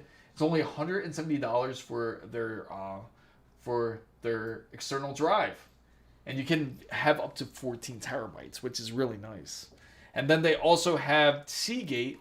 But Seagate, I'm a bit sketched out because I know of cases where Seagate has like mysteriously erased everything inside, which is their 22 terabyte one. I think it's 20 or 22. Yeah, 22. Oh, it's not on sale. I'm surprised. But it's $300 for this. And then you got plenty of storage. Very difficult to find 4 sticks unless you have like 128 gigabyte kits. I have 32 gigabytes of T-Force 3200 DDR4 RAM. The game is 11 years old. Oh, really? Oh, that's funny. I low-key cosplay as an Asian person. Oh, really? Yeah, I just upgraded from a 32 gigabyte of DDR4. Lasted me 2 computers and over 10 years. So, yeah, so like my CPU can do 6400s. Best is 6200s. Yes. And that's the thing. Seagate is questionable. Sure. You can get a lot more storage, but again, are you willing to take the risk to get more storage for that? Yeah, I turned on Expo and left my RAM at 6,000. That's like the best thing to do, especially for most people that end up getting like 6,000 megahertz of RAM. So I thought 2 terabytes was too much building my PC now. I wish I had more. It happens. It happens to the best of us. In fact, most people feel like 2 terabytes is going to be sufficient when it comes to a PC build. But then the good thing is you can always add more. It's not like an Xbox where you got to pay another $300 to add 2 terabytes of storage, which is insane. Or like at least with PS5 you can add more storage, but still, you'll end up using much more than you think. But with PCs, you can really add a ton of storage if you want to. You can add up to, depending on the type of motherboard you use, you can always add more. I have 5 terabytes and I have 2 gigabytes left. The funny thing is on this Stream Build, this one, I have 4 terabytes of next storage. Excellent NVMe. It's actually well underrated. And this NVMe is actually from Japan. And it actually works very well. It's just as competitive as Samsung's. I have that. I have Samsung's 980 in here, which is running great, 2 terabytes, and another 2 terabytes of I think it's Intel, if I'm not mistaken. I think it's another Intel drive, but I have 2, 2, and 4 on the Stream Build, so it's about like 8 terabytes. But I still easily run out of space because of all the backup that I do. So talk about the Apple Store. Yeah, absolutely. Like, who's going to use like 2 terabytes on their phone? Like, there's no way you're going to use it. And then, especially for those, imagine the people who get an iPhone, right? And they pay for iCloud. Like, say they paid for the 100 gigabytes or they pay for the 2 terabytes for Apple's iCloud. And they have a 2 terabyte phone. Now, how does that make sense? Currently in my system, 24 terabytes. See how amazing that is? That is amazing. I agree. ASUS is amazing. Now, I can't say ASUS has been perfect, but they are amazing. To me, they're definitely one of the better ones. I have had lots of issues with this. I know everyone has quite their experiences with every company. I've heard every company either good or bad for the most part. Now, when we come over to, you know what? Let me bring this one up. This one's going to be interesting, which is a case. This one's a PC case. Actually, you know, the only thing I don't get on Newegg are PC cases. Every time I order a PC case from Newegg, it ends up coming in like super damaged, or it ends up like getting the corners dented. Like, it's crazy. But this one's actually a decent. Oh, it actually went up a little bit in price. That's crazy. But this Mutex case is $80. Originally, it was only $67, but for some reason, I guess they chose to change their pricing today. So they actually went up in price. So we can forget them, actually. Let's go H6. H6 is a better deal. And it's all white. Again, like, they keep having all these all white builds here. What's up, Wasabi? Welcome in. It's funny, we were actually just discussing about all the Amazon mishaps, and I brought up the issue that you had with the when they sent your package. Amazon sent your motherboard through the paper packaging. I am all over the place. Oh wow. Do I need more RAM? No, oh really? I mean, you could all. What's up, Bidaz? I apologize. I missed you over there, Bidza. But download more RAM. And now I can say what again is it you're using it for? If it's Call of Duty, I mean you can get more RAM if you want. On my current motherboard, I have one fan header and one NVMe slot that doesn't work. Can I add a second NVMe? Okay, so which motherboard is it? Do you have? Which motherboard is it do you have? So that doesn't work. I can't add a second NVMe. The only thing you can do is you can get like those PCI Express cards and you can install that and then put an NVMe. Welcome for everyone who is joining into Discord. I welcome you guys. Let's see. Oh, Mango just left us. He was here, but then just left. Let me see.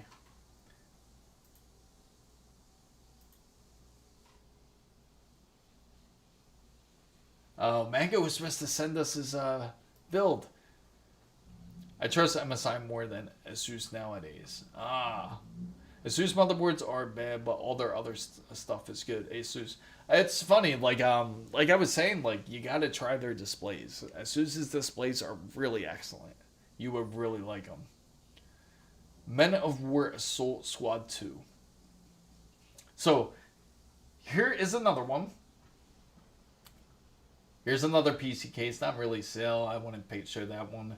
Now when it comes to power supplies, this is one I like to show here. Somebody important at MSI said that the 800 platform would support Zen 6 CPU. I guess I found another reason to buy another. Yeah, see, a lot of the thing is they don't tell. I'm surprised they don't tell more people this. But if anybody has the 800 series motherboards, they certainly will be supported on Zen 6. It doesn't require AM6, not yet. AM6 won't be released until like, what is it, 27 maybe? About like 27 AM6 would come out. Best motherboard brands.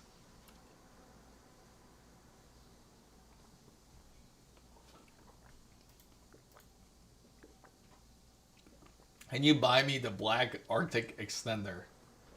Sure, if I'm rich. So MSI, this is MSI's power supply that they have on sale. Right here. the Arctic extender. So this is MSI's power supply that's on sale. It's $110. We actually talked about this earlier in the week. I know Blue was there, and I know all right, see ya, Blue. Blue was there, and Takuma actually brought it up too, which is the 850GL. But this was actually a great power supply that you can certainly take advantage of. It has the yellow tip connectors, especially for anyone who is using ATX 3.1. Yes, Wasabi is here. So if you're looking to do a PC build, this is a great way to go. Now, for those who don't really care about color, or for those who are doing an all-white build, here is one that I want to share with you guys here. And that's the, this one's the Corsair RM1000E. It's an all-white power supply. It's only $135, and it is the 2025 model, which is even the, so that tells you right there, ATX 3.1, has PCI Express 5.1, so it uses the 112x6, 122x6 port. I want to buy my setup. I just don't know if it's a good time to buy. It certainly is. I can say right now, the pricing has certainly improved quite a bit. And it might be actually a good idea to pull the trigger soon. Because more than likely, if you wait into the new year anyway, they're going to come out with the new hardware. And less of the items that you do want to purchase are not going to be on sale. Then they'll have their new inventory. Everything will practically go into Zen 6, which I believe will be coming out, but I don't think it'll be coming out early. Maybe it'll come out March. Who knows? We'll see. Because Zen 5 has been out for a little while now, so I could see it coming out in March if they do push it, and then eventually Intel will come out with theirs. So I think it's certainly a good time. NVIDIA's Supers, if anyone is waiting for those, the NVIDIA Supers, don't really expect anything out of that until NVIDIA's at GTC Summit, which is in March, or even in Computex 2026, which is in May. So on February 3rd, 1959, American rock and roll musicians Buddy Rich Mellons, the Buddy American Airlines did what? So Rush E. Okay, so that would certainly be the best option if you were to go power supply. You can go with something like this, especially if anyone is thinking about RTX 5080, RTX 5090. Now 5090 is like the bare minimum. You could always push for like a 1200 watt power supply, which they certainly have, which is this one. And the 1200 watt power supply, it's all black, but it's $189.99 USD. I got, no worries, Takuma, I got him out.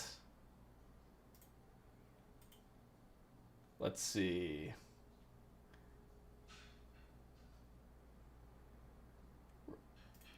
There you go. He's out.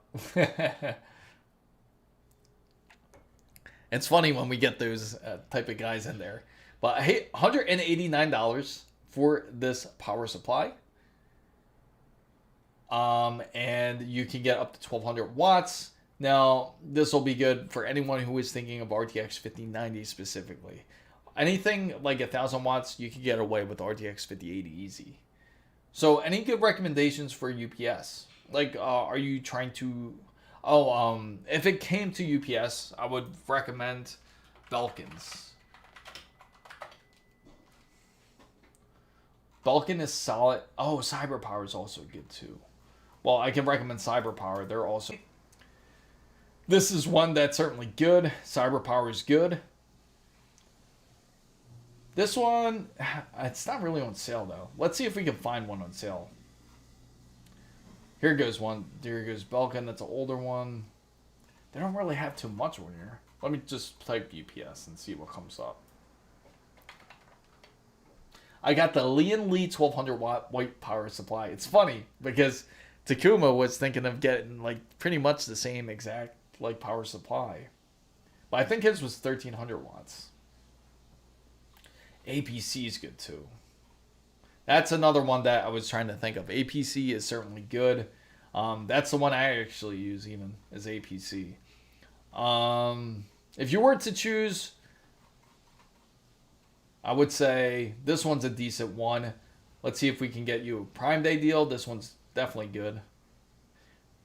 This one's only $259. Has up to, this even has a screen, which is pretty dope actually. USB-C. This actually makes me want to get one of these.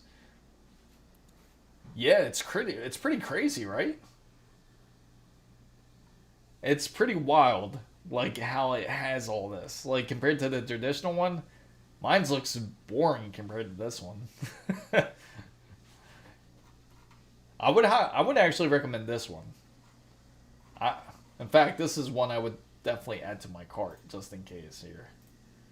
That's definitely a good one. Out of curiosity here. But I would say get this one if you were to get one. It is so far above my power it needs that it never turns on. Yeah, most of the time it doesn't really kick on until unless something actually happens. That's the only point of it.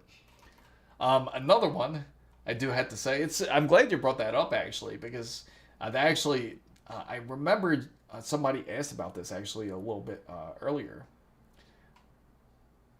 The Aorus Ice 3D. Oh, really? It's listed? They got it listed? Let me see. Let me check X3D Gigabyte.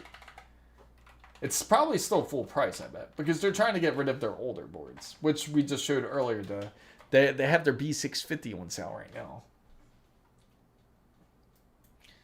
Okay, so they got the Ice Edition X3D. This one's the Aorus Pro. Aorus Master 650. And the Aorus Elite is 446. Obviously, none of it's on sale, really.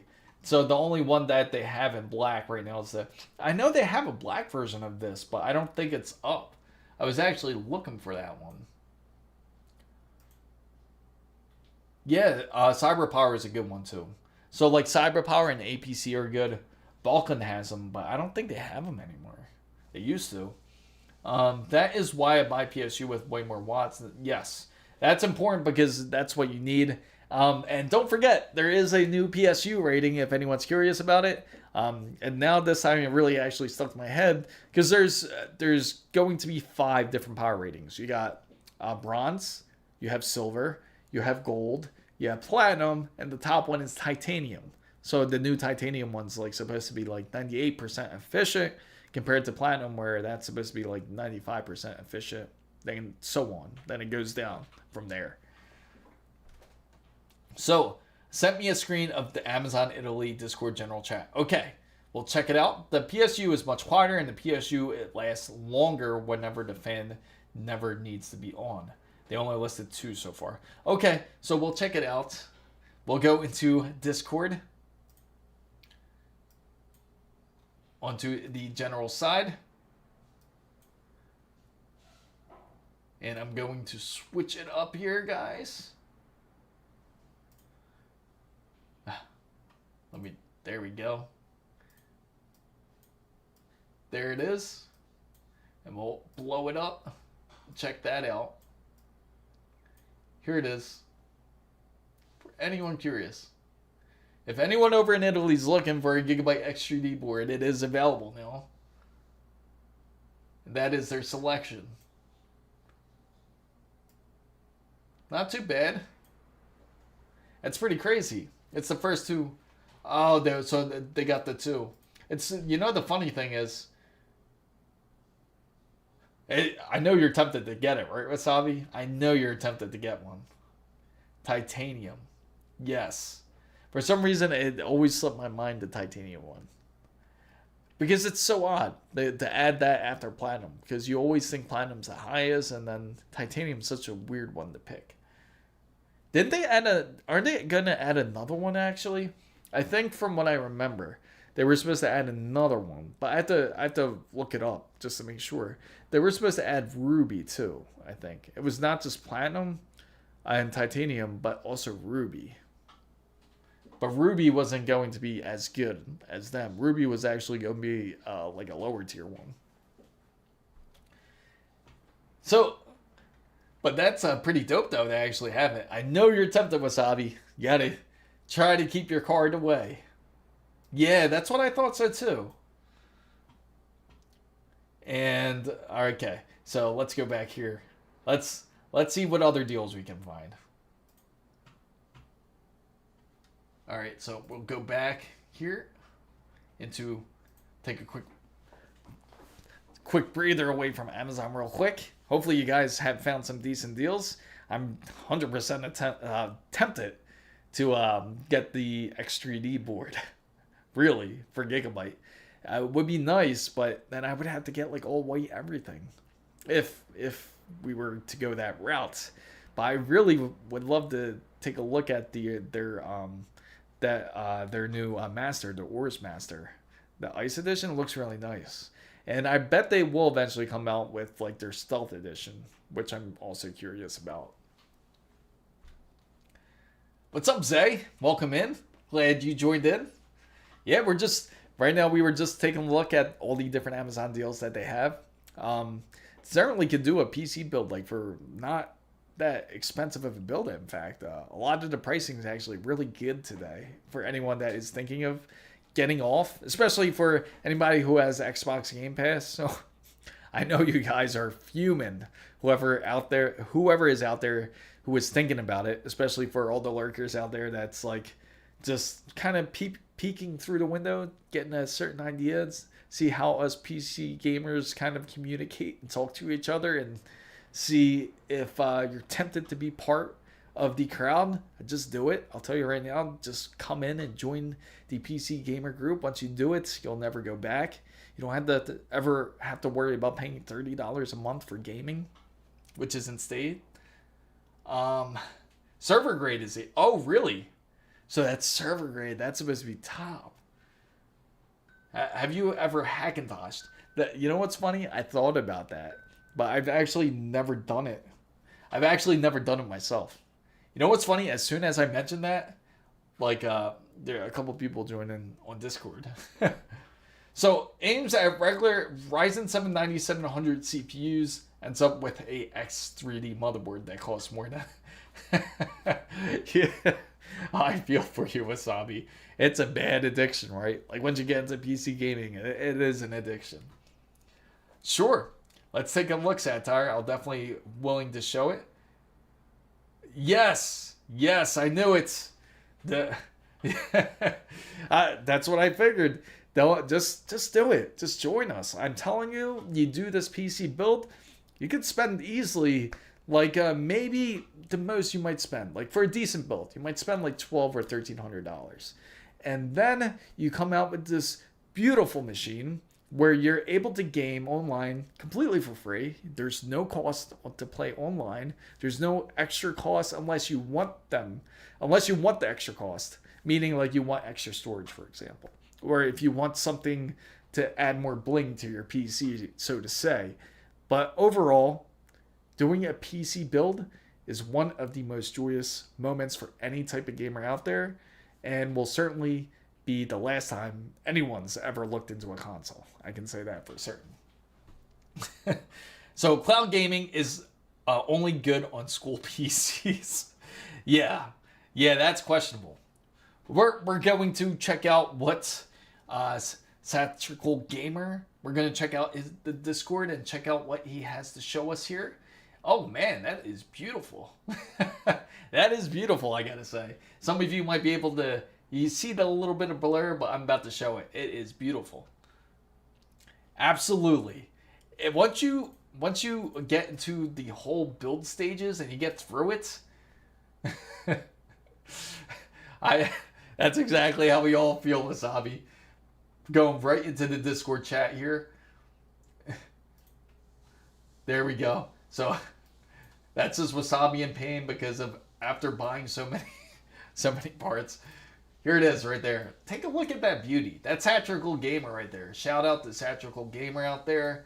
That is beautiful. I love it. That is sick. It's very rare to really see like a true all-white build like that. That is awesome. That was me responding in Discord. Oh man. Oh, okay. So this is by this May then. Hopefully I said it correctly. And then this is how we all feel. Like when it comes to like after you buy it, but then it's like one of the best and most joyous moments you can have, especially when it comes to PC gaming. Certainly.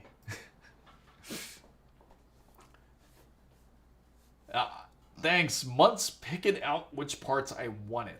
Oh, I bet. You did a phenomenal job, I have to say. Satirical Gamer, you did phenomenal. And I applaud your build, really. It's we've seen some sketchy builds as of recent. Some of us guys in here seen some sketchy builds on Discord, but at least they were able to correct it, and now they're getting much better temperatures, as I know some of you guys in here might know and have seen. But certainly is quite a beautiful build and a nice refreshing change to see something fresh for sure. And let me see if I missed anything here into the Discord. And if anybody else wants to show off their build or show off benchmarks or anything, feel free. You can send it in. Right now, we're just taking a break from all this Amazon shopping. They have some really awesome deals on Prime Day for anybody who is looking to buy some great deals. If you're in a hurry to get them, just go down to the description box down below. You don't have to go for the specific part if you don't want to. You can always just click the link and just lead you into whatever other part that you're actually looking for. As we mentioned, the Samsung 9100 is a good choice. The first click, if you go into the top of the description box, is all the different deals that ASUS certainly has. They have some great monitors on sale. Their OLED line is awesome and great for anybody who is just getting in or who wants to get into 4K gaming. Is also a great entry point because you can get one of their monitors, as I mentioned earlier, for just about like $350. You can use it for, even if you want to use it for a PS5 or Xbox, I guess. If you want to play upscaled 1080p, I guess. But if you want to play true 4K, just go ahead and do a PC build. So, I have a computer science degree, and I got. No, I mean, you did great. You did awesome, Satirical. Are you buying? And yes, I actually added a couple things to the Amazon deal, and I actually threw the UPS in there, which is pretty nice. The battery protection, and I also threw in. Oh, also AIO was only $150. That's actually a great deal for an AIO because most of them, they can be quite pricey. I'm very tempted to get the X, because I have this pulled up, Wasabi. Now you're tempting me. Just me looking at this, and I'll show you what I'm looking at right now, so that way you guys know exactly what I'm looking at from my end. And it's this. I know it's not on sale. It's this thing, right? This is very tempting. It just doesn't need to sit on the desk for enough. Especially if we do like a stealth build, it doesn't make any sense for me to like do something like this. What's up, Squeeze? Welcome back. Like, it wouldn't make any sense to do a stealth build with this. This might be like I had to think of, we got to think of a different name. Like, if we do a whole different project and it's all white like this and an X3D, we got to think of another name, because this wouldn't fit Project Ninja, obviously, which is still under its way. I'm still dealing with the brands and everything. It seems like everything's back ordered right now, which is kind of a pain. I'm dying to do this build. Yes. X870E is quite pricey, but this is, again, you're paying for the bells and whistles for this. And again, this is a lot of bling, really. It is. It's a lot of bling for a lot of people. for this. Now, I am going to buy it too, but I don't blame you, Wasabi. I'm on the VC because my mic is muted. Oh, okay. Here's one that's not too bad. X870E Pro Ice AMD. This is actually not bad, but that is not the X3D. I'm more curious about this line because this one's only 446. But the only problem is, like, if we do a stealth build here, this one it kind of fit in because the RGB's here. Now I don't want to spoil anything about Project Ninja, so we're just kind of forced to sit back and wait for these extra parts to come in, and when they do, we can finally unbox it. We'll definitely unbox it live and everything to see what we have so far. And if you guys didn't know, just today was actually today and yesterday was the Moon Festival, which is like the Mid-Autumn Festival. And a lot of companies are off, so that kind of affected the flow of everything. So now I'm waiting for later into the week to get more answers, and hopefully we get something in soon, which I would love to share with you guys. And YOLO. What's up, Alex? Good to see you. I'm streaming my game right now. Awesome. All right, you're streaming on Discord, is it? And this... I gotta say, very tempted to get this, and also, I'm very curious. This would be mighty nice, but hell of expensive. And we all know, is this one. Is the 5090 Ice Master. Is this one. It's on sale for $29.49. So it's under $3,000 finally. So for anybody who is looking for a 5090 that's practically like all iced out, it's only $29.49 compared to its original price where it was like really high. It was like almost like $3,200 about, like, to get this originally. That's my motherboard. Oh, is it really? I gotta say for this is also a really good deal. For the 50, I'm surprised they got the 4090 here too. But for the $29.49, that's actually a good deal for a 5090. I might come back. Oh, okay. That's cool, Alex. You're always welcome back to join us. And here goes some cases actually on sale. This is the one I actually brought up earlier. This is the one that I have to bring out because I think this is personally a great deal for anybody who is thinking of doing a PC build. And that's going to be the Gigabyte B650. I think this is actually a great deal. If you're just starting to do a build, you don't need PCI Express 5 everywhere. You're good enough with just to say PCI Express 5, and I think it's going to be just the specifically in the PCI Express main lane, the X16 lane. Compared to the PCI Express 4 lanes, the X4 lanes, which is probably going to be PCI Express all 4. But this is a good starter build for anyone who is thinking of doing a build. And the other one I had to bring up, actually, let me go pull out of the whole Amazon, because I just got to say something real quick. And it's funny because we talked about this. And I'm surprised it's starting to come more into the limelight. And I've actually spoken to you guys about this a lot. And I noticed a lot of news outlets have been recently just like pushing out this news, which is, remember the guy I told you about on Reddit about the whole 9800 X3D that he installed the CPU, and he installed it onto a ASRock Tai Chi motherboard, and it burned out. So he contacted ASRock to get a brand new one, and he got a new CPU practically and put it in, and it burned out again. It seems like a lot more, it's reaching a lot more news now. It's definitely getting out there. Yes. What do I think? A 9060 Pulse GPU is actually a great choice. I think it's an awesome GPU, and I think that would actually really benefit anybody that actually gets it. Just have to get the 16 gigabyte version. If you get the 16 gigabyte version, that would be definitely fitting. And but isn't that crazy though?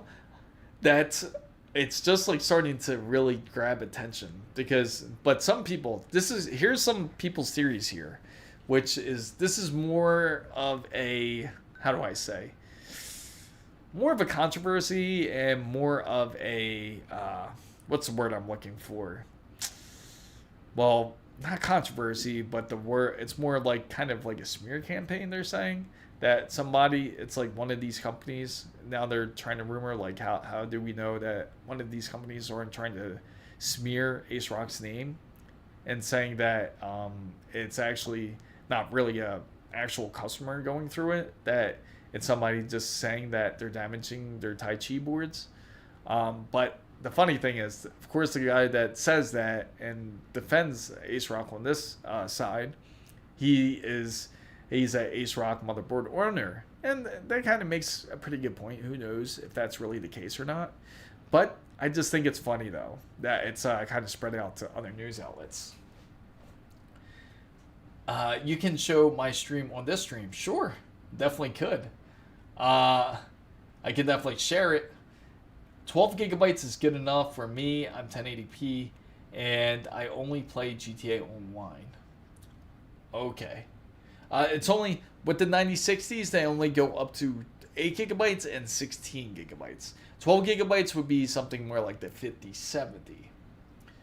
Bro, I have a desktop. I have an AMD Ryzen 5 5500 B450M Pro Max 2, 8 gigabyte, 2 DDR4 RAM, 700 watts PSU at 70 plus. Currently, I'm at GT 734 gigabytes for graphics. Can you please suggest me a graphics card for 1080p Ultra Gaming? Okay, so if you're trying to upgrade your GPU and you're trying to get better graphics, just easily go for, and you're just doing it for 10, and you're just at 1080p. If you're on a 5500, get something like I would say like a 7800 XT would be pretty much good enough. I think that would be sufficient enough for you, especially if you're just gaming at 1080p. If you're trying to go with like a 40 series card, go like with a 40, I'd say like a 40, not 60, but like 4070. Because when it came to the 40 series, that's when the series kind of started taking a step back, like when it came to graphics cards. And meaning like the 47 technically isn't like a 4070, it's more like a 4060. So that's why I would recommend like a 4070. So hopefully that helps you. Yes, the ASRock. It's pretty funny. I'll share it. I'll actually share it with you guys too. And it looks like this. Actually, it's on video cards now. Let me see. Let me see where it is. Here it goes. It's on video cards now, so you can go and check that out. And here it is, brought up again. Not again, Redditor claims ASRock motherboard took out 2 N9800 X3Ds, and they wrote dead. You like that? How they wrote dead on the processor? And they're saying, and the funny thing is, and this was the actual story where I was telling you about that whole situation. If you guys are interested in it, I can always send it into Discord. Oh, Simply Takuma is let's it. I know the feeling. So the funny thing is, this is his whole story right here. I made back in June. 2.5 months later, died. Same exact way the first one did. Pretty crazy, right? So, 9060 XT is 16 gigabytes or 5070 12. It depends on your usage, Alex. Like, what will you be using it for? More than likely, I feel like it's better to get the 9060 XT, 16 gigabytes. Noctua and HD 15 cooling for a Ryzen 7 7800 X 3D and then RX 90. Yes, good combination, Larson. Definitely a good one. I'd say if you do something like that, that will certainly work. Because Noctua, I gotta say, is phenomenal when it comes to cooling. And the best part is they're really silent. And for a 7800 X3D, it will certainly be sufficient enough. You don't require an AIO, not really necessary when it comes to it, especially if you're just using it for gaming. So a Noctua can certainly do it. And even if you are doing something other than gaming, a Noctua will certainly cover your CPU for that. So, interesting. So Saturday after your stream, I tested Crysis 1 Remastered on my current RX 7700 XT. And it was pretty good. Games was running about 440 FPS and no signs of stutters with high quality graphics. Awesome. I'm happy to hear that. But isn't it amazing though? You have to say it's quite amazing how well the card runs.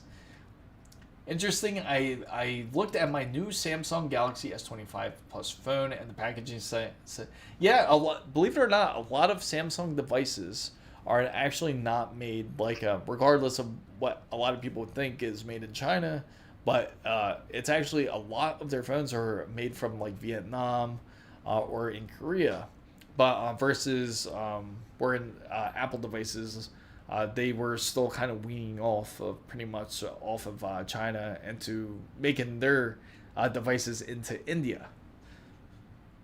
Yeah, Noctua. Noctua is great. It's funny because part of Project Ninja, I was actually researching and figuring out which fans would be best, especially because we want it all blacked out. We don't want to try to get the brown color for this Project Ninja, because if we go brown color, it's just not going to really match Stealth Case. No, it's pronounced Noctua. So what do you do? Noctua. That would be a great campaign for them, right? But the only thing is, she might end up coming out and like suing because you know, she more than likely needs some money to pay back all these people. Fortunately. And right there. Let's go back into Amazon, in fact. Let's go over some of the great deals that I have mentioned. Because, let's see. Go back into the stream browser here. And let's see. So, anyone trying to build a PC... Oh, here's actually another one that's actually really good. And for anyone who wants to get, like, say, like a B650E or something... Or you can actually get this one. I'll go into this. This one's actually all white, and it's only $150. It's the ASUS Max Gaming Wi-Fi, and you actually will. This is just a basic B650, so it's not going to be the full M.2 PCI Express 5. Instead, it's just going to be more of a basic motherboard, but at least it's all white for anyone who is thinking of an all-white build. This certainly can be done with something like this. And then, again, it's under $149.99, which really isn't bad. It's actually a really decent deal for a motherboard like this. And not yeah, I think so too. It would be a great. Can you imagine like they change what? Can you imagine they changed the L, like into something like they changed like the logo, like they made it like a bit more modern, and just had like Noctua.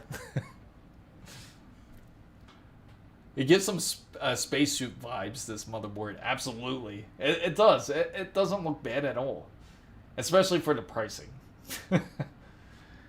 And here goes, okay, we mentioned the 5090. For anyone who is looking for a much more affordable GPU, here is another one here. Don't give them. You know, it'd be funny if, can you imagine if they like came out and just say, hey, guys, we want to represent the new brand. Noctua. ASUS SFF Ready Prime GeForce RTX 5060 Ti is another good deal. It's $530. Again, I don't really recommend the whole 5060 Ti line. If you were to go more to the Ti side and you need 16 gigabytes, I would recommend either going 9070 XT or even up to a 5070 Ti if you want to go NVIDIA. So those would be the two if you go to the 16 gigabyte route. But for some reason, if you're on a much tighter budget, you can go into something like a 5060 Ti and that would certainly do. And it's only $530, which is a great deal for anyone thinking of doing a PC build. And it's funny too. Speaking of ideas, I gotta bring this up though, which we always kind of memed about, which is this. And I shared it, I think, on Discord earlier, matter of fact. And Wasabi saw this too. I know that the guys saw it already. Let's see. PC hardware. I think some of you guys know where this is headed. Opinion on Razer. They're not bad products. They're great products to start with. They're not half bad, especially when it comes to their headsets. Their keyboards are actually pretty decent. They actually last really long. But I'm just not too much of a fan of Razer Synops. I feel like it's decent. It's not great, but the hardware is not too bad. I'd say it's like great to start off with some of their stuff. Some of their devices I would recommend is like if you were to look at their headsets, is like the Black Shark version 2s are good. The Black Widow version 4 is good. Also, their mice is also decent. What's that mice called again? Not the Naga, but it's another mice that I recommend from them. It's pretty decent. The Balisk. That's what I'm thinking of. Let's see. It is under PC hardware. I gotta bring this up. Guys. It's a bit sad they don't keep 12 gigabytes VRAM on the 60 series after the 3060. Okay, you ready? You ready for this crazy unveil? Which, it's funny, I haven't talked to anybody about this. Right here, Discord. There it is. There it is. A beautiful, if anybody is interested, it is, it is the Pro Art PA401 Wood Edition. Not kidding. Beige case. Wood lovers rejoice. We should have available on Newegg later this year. It's a TG panel, ATX case. It's 315 millimeters in length, 240 millimeter radiator supported, 160 x32 millimeter fans, left side panel lock, power reset button detachable, PSU bracket. Now all you need to do now is kind of have that cigar and whiskey that everyone has hoped for. So, let me go back into, actually, oh, where did he go? One of the guys was into the gaming side. I was just about to show him, but he's off of it now. But yeah, you guys are more than welcome to go into the gaming side. Looks like a looks like a faded case that was once black. That was once black. It got left for how long? Left in the sun. It's a maybe they left it that way. Like maybe they want you to here goes. Okay, I got a great idea, guys. And speaking of that, that's a great point you bring up, Wasabi, because they do have a gamers edition of which I will show you.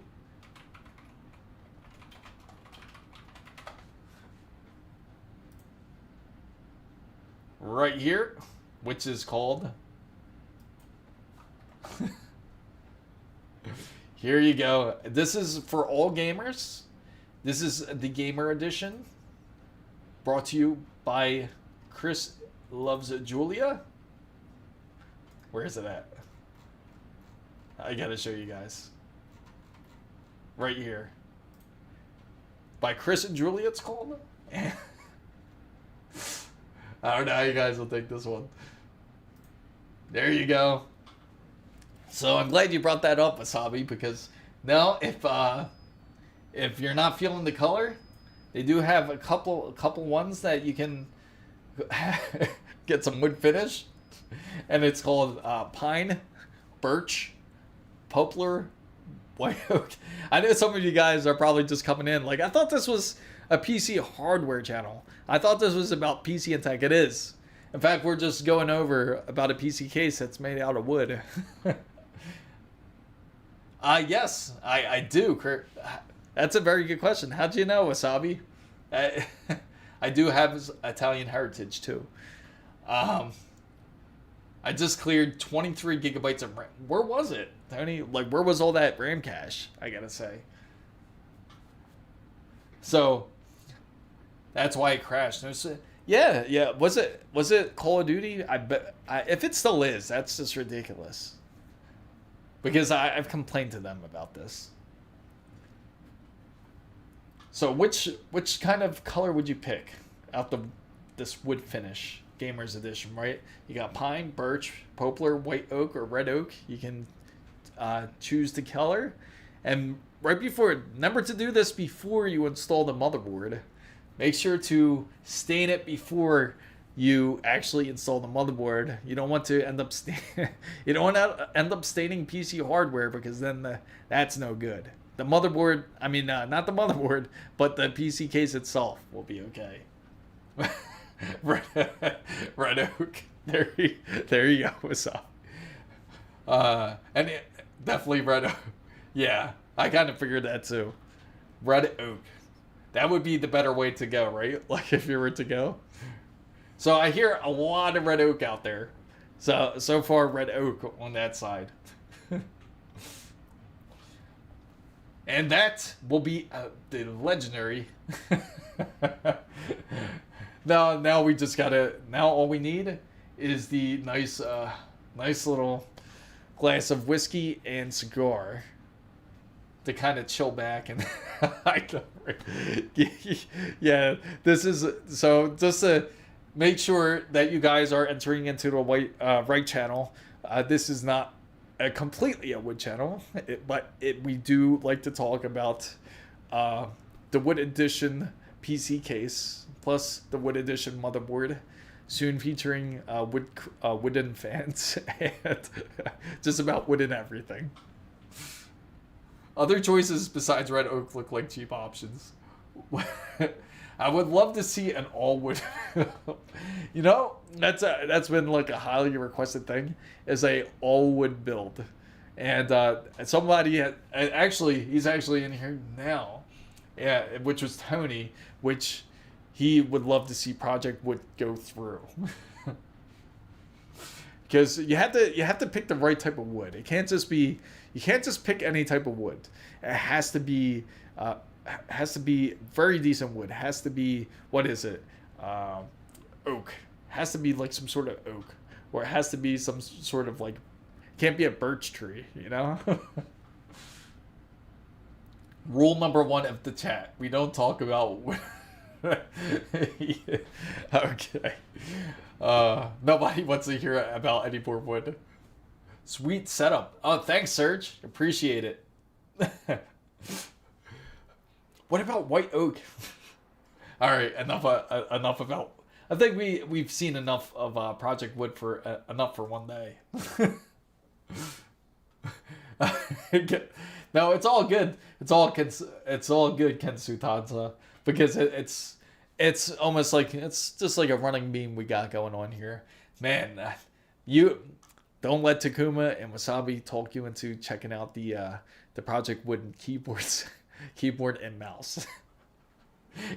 Can you imagine somebody like just takes you to their like setup and they're like, check it out, like I finally built my PC, and you walk in and it's really like an all wood build. So let me bring this up, which is going to be, actually let me open up the Gmail. When you reach 10, are you going to, I should, you know what, I'm gonna go into do something big once we hit the 10K marker. We will do something big for certain, and we'll make it a big deal. We'll probably, especially when we hit 10K or something, we'll do like a kind of like all day type of stream or something. Because and we'll probably do some sort of giveaway. We'll figure that out too. Definitely want to do something like that, because once we're getting close there, but once we hit that marker, once we hit 10K, we'll certainly do something. But love to hear some. Once high-tech channel becomes a wood carpentry channel. Can you imagine all the B-roll and everything when it comes to like checking out the PC case? Like it would just be like all wood. So Let me go into here real quick, guys, because I love to share with you. Oh, also, it's funny because like this whole time I've been talking about the stream, and I haven't mentioned it. Where is it? I haven't mentioned it, but there is also a membership side to the channel, and it's anybody is welcome to join. You don't have to join the membership side, and you will be part of this whole the whole extra side of like members only section of the fan bam. But also, as you know, there's a lot you can do in the channel. You don't have to just join the members only. Feel free to join Discord as well. Again, Discord is completely free to join. Feel free to talk to everybody and say your thoughts, share your builds, share your PC, share your hardware. Or if you just want to air out how you feel about being on console, we get it. We were all once console players at one time, and you want to go PC, feel free to say what you want. And you can even ask for advice, and we are certainly willing to help. And there's a ton of knowledgeable people in the in Discord and in chat. For 10K, we should hang out and play some multiplayer. Okay. So let's see, right here. It is. Because there's some stuff I'm gotta show you guys too. Some really good stuff. And again, like if anybody's looking for displays, it's a few displays I gotta share mostly. For anyone who's thinking of going for a really decent display, this is the one I want to show you guys. Now, this is like pretty much like the same exact display. Oh, you're in Black Ops 7. How are you liking it there, D? How are you? I'm hearing very mixed things about Black Ops 7. I've seen people already doing things like they've already done no clipping in Black Ops. And if you're unfamiliar with what no clipping is, there's already people like practically going into the wall into the game. Like if you're shooting at them, they'll go into the wall so you can't kill them. Horror game stream for 10K. Okay. It's better. It's better than, absolutely. If you join the membership, way better than Xbox Game Pass, and it won't cost you nearly $30 a month. In fact, we won't even go it because Xbox's direction, they might even want to change it up to the new rumored Xbox 720 that was always supposed to be released after the 360. Which is, again, they're $360 a year to 720. Can you imagine? $60 a month? That'd be friggin' insane. I like zombies, Chris. That's about it. Oh, really? What's up? Welcome back, Alex. Welcome, a K-list fan. And this is the one I actually wanted to show you guys. I think this is an awesome deal. And it's this one, which I'm really excited for anyone who is looking for a monitor, because it actually comes with a very decent monitor arm. And it comes with the monitor itself. Let me see right here. Let me switch it over to the browser. And it's this one here. It actually comes with the monitor arm and the actual display, which I think is a very decent deal, which is the ASUS ROG Swift 27. It's an OLED monitor. It's also has up to 1440p, 240 hertz.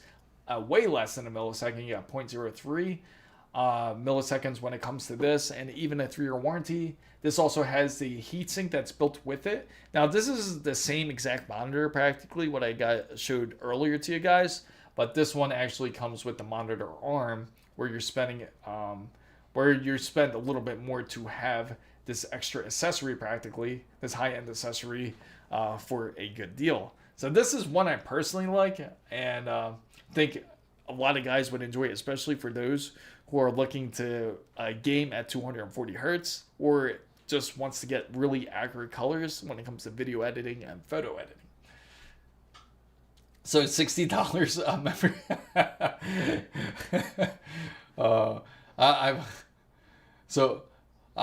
Aju says, MSI Thin 15B 13UC laptop, 13th gen RTX 3050, 1 terabyte. No, I'll tell you right now, Aju, where did you find that thing? That just sounds terrible.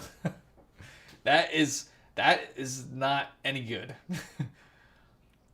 So I like that. What Wasabi says, $60 for Chris Bezos channel membership. I went to London's biggest cybersecurity expo last. How'd you like it, Alex? I have the first gen Samsung G9 49-inch. Should I buy a 5090 with a 9950 XUD best monitor for this? Now, it depends what you're looking for, Evo. If you're looking for a very decent monitor, and you're looking, I'm assuming you're using the same monitor, the Samsung Odyssey, the G9 at 49 inches. If you use that same monitor, it will work excellent with that type of build, with a 5090 especially. And with that build, I believe you have like a 240 hertz with that monitor as well. Now, you shouldn't have any issues hitting it if that's what you're worried about it. If you're worried about hitting the refresh rate, but if you're looking for a improved monitor, like a more up-to-date monitor and going OLED, so you could certainly go to a monitor like this and you won't have any issues at all. I would certainly recommend you like a 4K OLED monitor even, which I brought up earlier, which you could get 2 displays for a great deal. You could pick up, it's like $584, I think it was. You could pick up 2 of those monitors, which are about, I think they're 32 inches or 27 inches. And let me show you, actually. So I can, right here, it's the XG27UCG. No, not the UCG. It is this one right here. Working on grabbing on it. Now that's 1440, where is it at? I'm making sure I grab the 4K one here.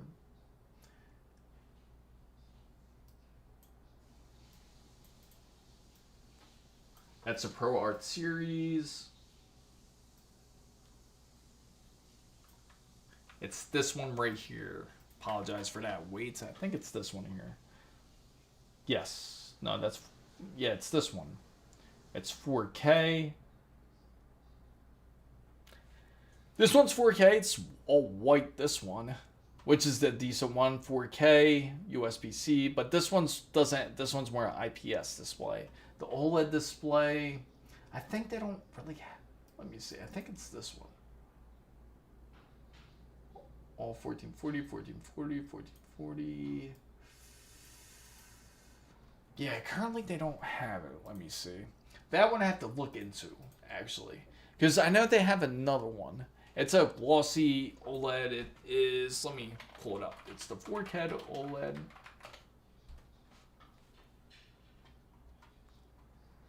It is this one, but it's not on sale. If you really want to push it. This one's a decent one. The UCDP, this one's kind of like semi-glossy. Has the metal base. This one's 1100 if you're looking for something like that. For a 5090 build. It is like I gotta say, like their monitors are on point. Like if you use them, they are lovely. I want to get OLED, but I don't know which one to get. I do like bigger screens. Can you help? Yeah, sure. And this is the one I would highly recommend. Make sure to join the Discord channel too, and I can send you the direct link that way, or you can go down to the description box, just click the first link where you see the where I talk about that first direct link practically, and it'll take you to the store. And but check this one out. I think you would really love it. It will give you a whole complete different experience in gaming, I gotta say, if you go ahead and check this out. It has built-in USB-C, which is nice. Which even offers power delivery, so you could charge your phone, especially if you have like a Samsung device or any type of Android phone, or even if you have a newer Apple phone, you can charge it that way too. You can also directly connect your controllers and everything to it. As two or three USB ports, has 2 display ports and 2 HDMI ports on it too as well. And it has a custom heatsink. The display widget center is really nice because that's actually a piece of software instead of just going into the monitor to adjust the display. So, 800, yeah, I look back for the 48-inch. Yeah, like if you could, you know what it is? It's all about the refresh rates. I want so that arm looks awesome. Sadly, my table glass is too thick. Oh, yeah, yeah. Sometimes it's best just to get like I even thought about this too. Like sometimes it's good just like to get the wall mount for the monitors instead and just like bring it out because sometimes because you know how some of us will have the desk like almost like sitting up against the wall practically, and then for you to actually adjust the monitors, if you want to adjust it like say back more, the arm will hit the wall, which is the annoying part. So it'd be nice to get like an adjustable arm like off the wall to actually use the monitors with. So the picture of Lisa Sue and Sam Altman looked like a reunion of old teacher with her. It does, right? It's funny because you saw how gushy and everything it was too, like on X, aka Twitter. 1K, I can't have that it's almost the same price as a whole setup. Yeah, it's because you're paying for 4K and OLED and a high refresh rate monitor. It's like literally like one of the best of the best. And that was something I would highly recommend if you can get it. If you're trying to get like the best of the best. But obviously there's better and not better, but I would say there is more entry level options too, where the monitors are just as amazing, but you just won't get one or the other. You could get OLED, but you won't get 4K, or you could get 4K, but you won't get OLED, or you won't get the high refresh rates, but you can get OLED. So it's like you have to have like a sacrifice or something if you go something lower, but it all depends on what your priorities are. Some people want them all the features all included, but then you got to pay for it, where you pay for a little less and then you get a little less features. So 175 hertz IPS 1080p, like bad for a 90 US? Not really. That's actually a really good deal. Samsung was like, okay, let's make. You know what's funny? Samsung, it's like they went crazy because all their monitors are like extremely large. It's like 49 inches, like the standard. They do have like the standard monitors, but no one ever talks about them. It's always the Odysseys, like the G9s, the Samsung Arc. Remember that? And some of you probably still see that in display. It says, I want to have the best of the best, but I hear you. I do hear. I honestly hear you guys. It's definitely painful, but it's always worth it. Like once you have the extra money and you can spend a little bit more and be able to get it, it will feel really nice. That's the core problem with everything in life. Yes, money is. Yeah, my wallet is also on the brink now. It's especially painful going through Prime Day and you see like some great deals. Now, again, this one's not a Prime deal, so it's not going to be as great of a price. Look at this one. This one's a 55-inch 4K smart TV. But like you could get something like this, just as big. It's OLED and everything, but the refresh rates won't be as high. It's only 144 hertz compared to something where you can get up to 240 hertz if that's what you're looking for. And then when you look at for something like this, I feel this is a great even deal for most people out there because not this one specifically, but this one I feel is a really good deal because it's only $349 for this one. It's 4K and you could even have up to 320 hertz refresh rate, but if you're gaming in 1080p. If you game in 4K, you get up to 160 hertz, which is also decent. And you can also, but it's just not OLED. That's the only issue with it. But you can have up to they have a really awesome warranty for it. And they even actually even have like practically like a white or black dot warranty just in case if you do run into that with the panel. So they are awesome for that as well. So what's a much worth it monitor hertz jump over 60 hertz to 144 hertz or 60 to 1? I'll tell you what you mean or what you mean. I would say like if you jump from 60 hertz all the way to 240 hertz, it is a massive jump. I mean, everything will seem very fast and fluid. Like the way the movement is, you're going to notice it like immediately, especially if someone's hopping off of like say a console and they hop on a PC where it's capable of pushing up to a 240 hertz, you will notice it immediately. But it would be nice to jump to 240 hertz if you can.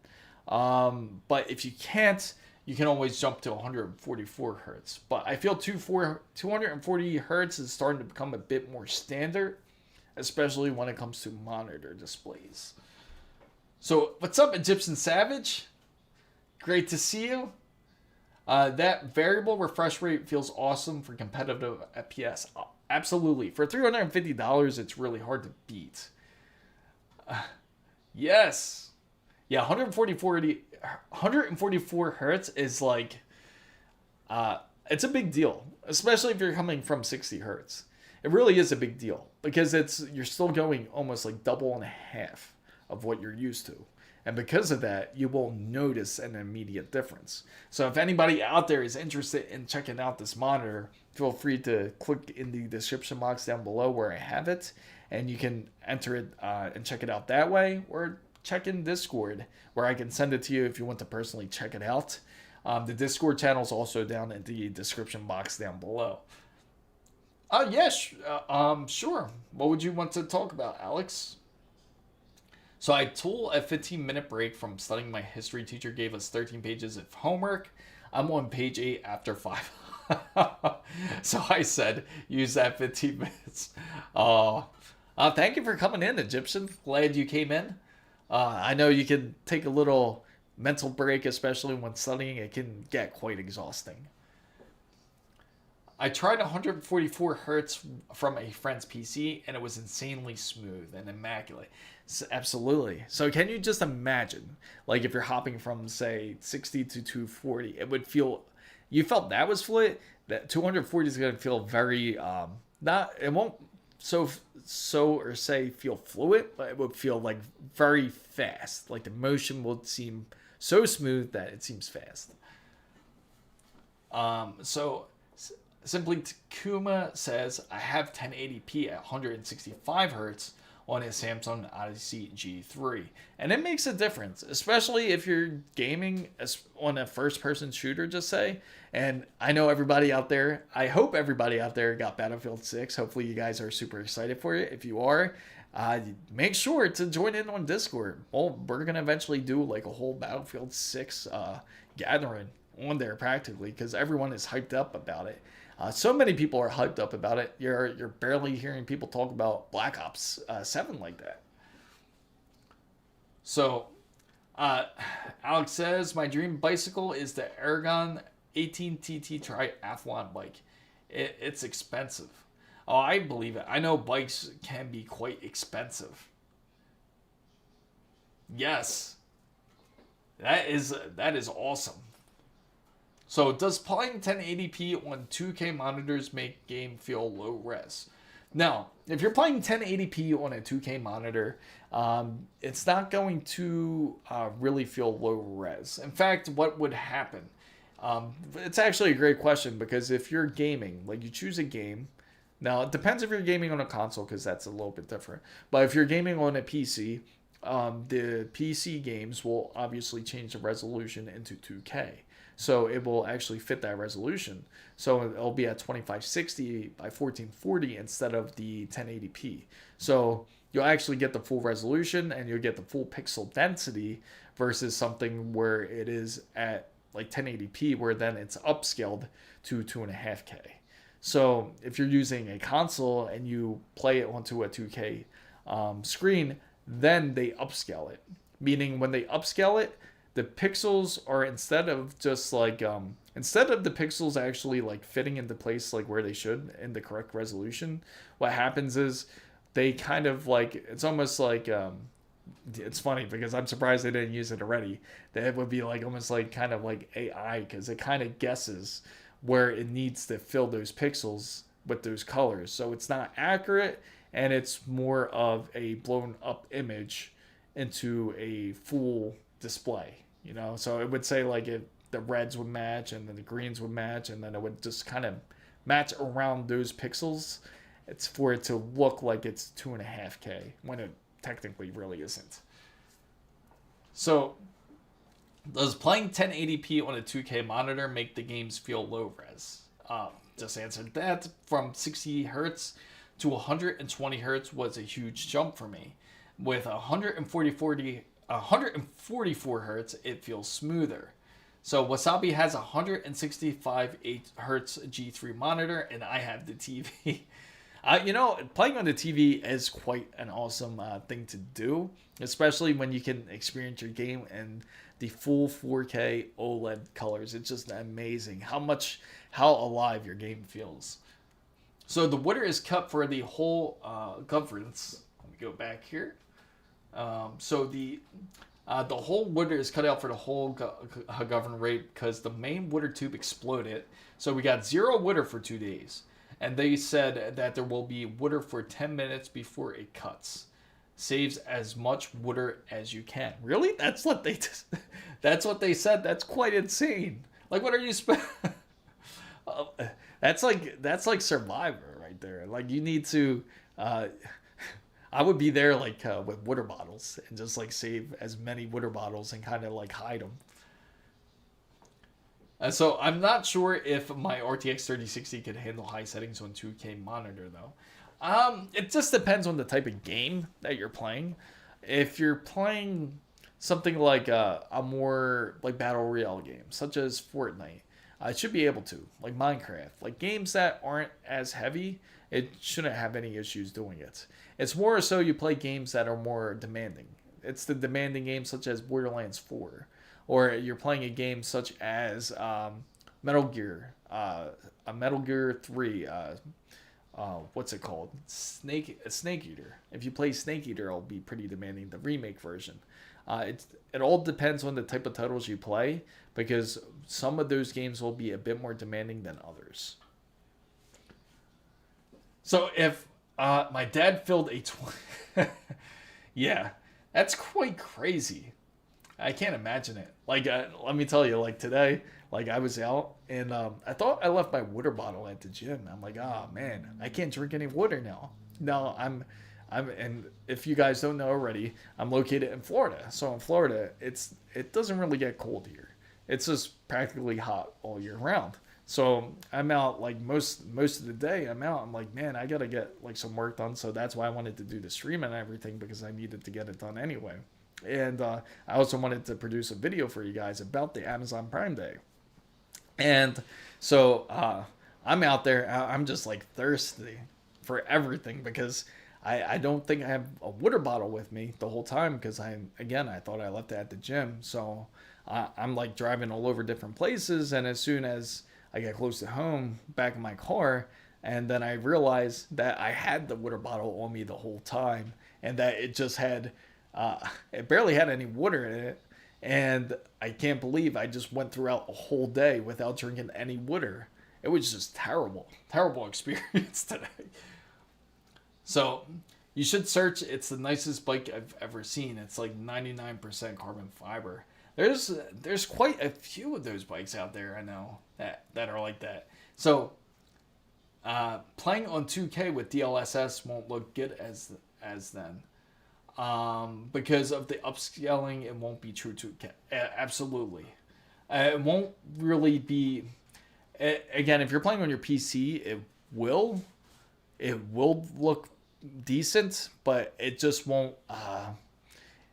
DLAA would technically be better. DLSS would kind of be like the whole scaling side of it. So you can certainly do that, but it just won't look as good. But you would certainly get better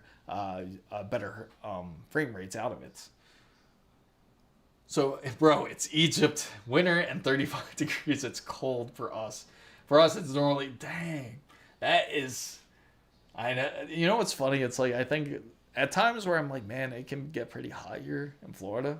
But then, like, when you really go to some other places, like even when I go back to Taiwan and everything too, it's much more hotter and humid in other places than it can be in Florida.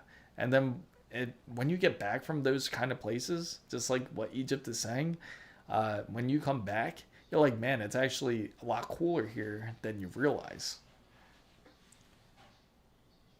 Like, it's okay, but you can adjust the sharpness. True. Agron 18TT Triathlon is the model. Interesting.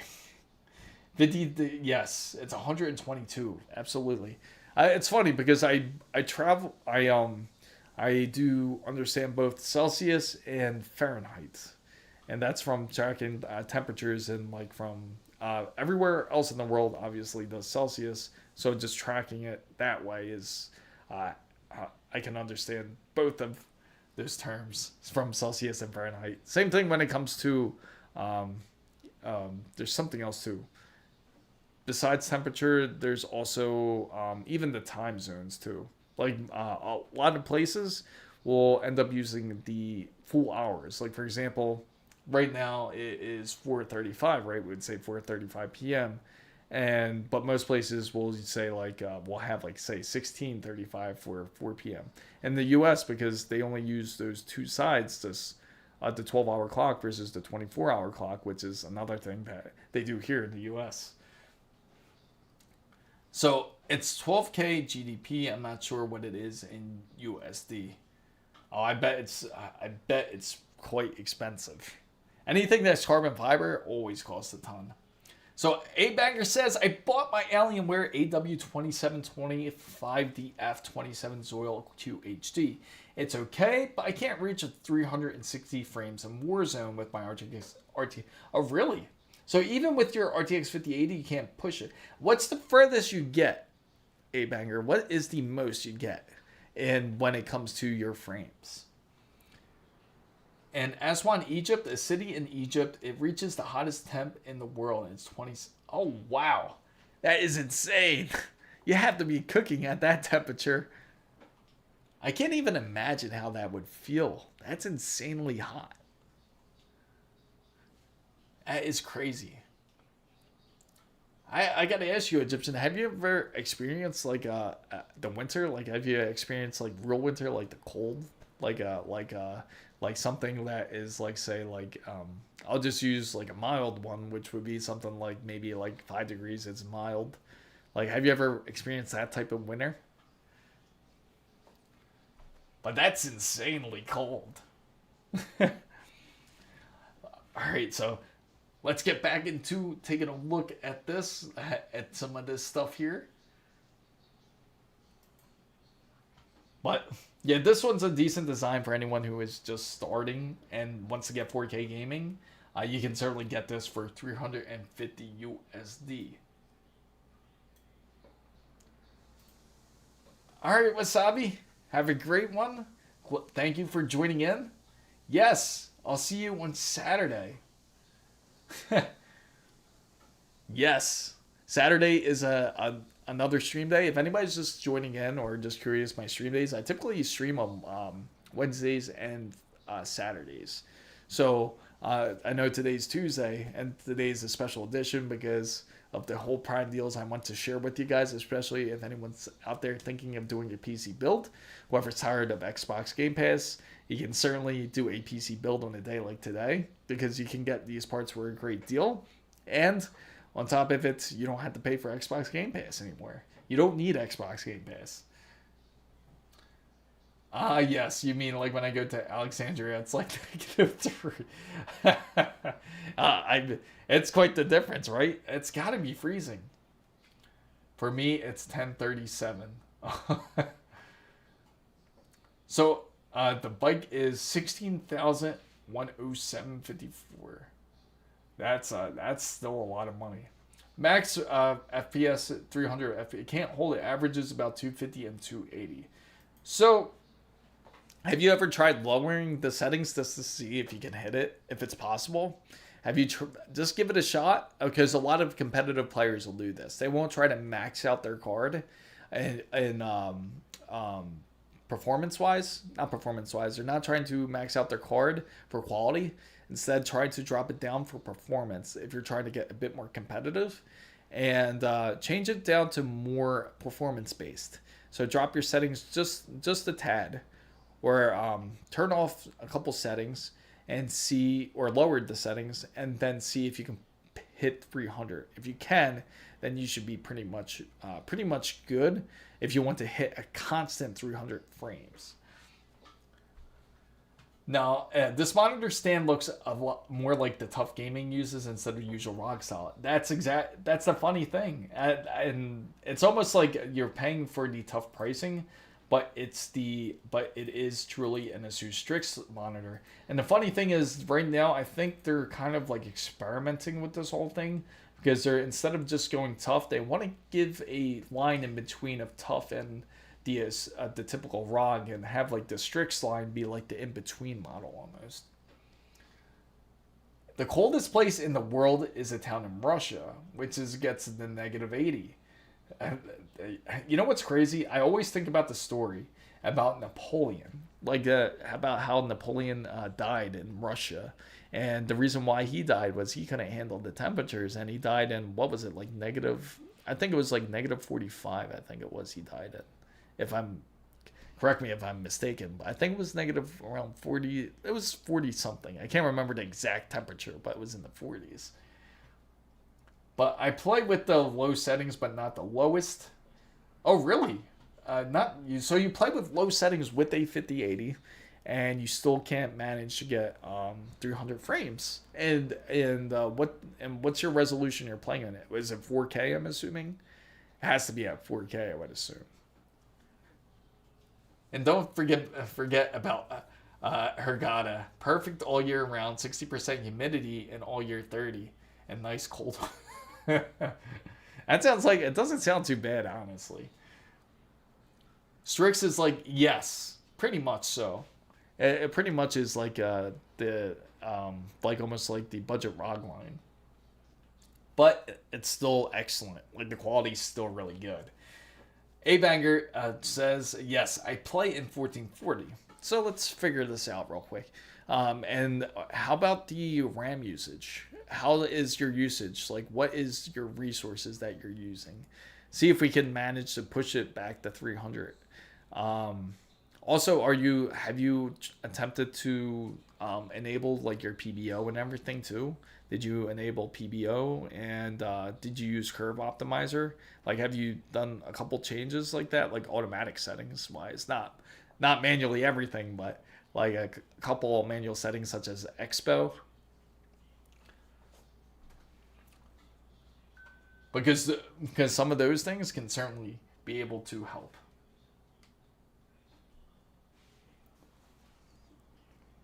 That's just my wife. She's just reminding me of dinner.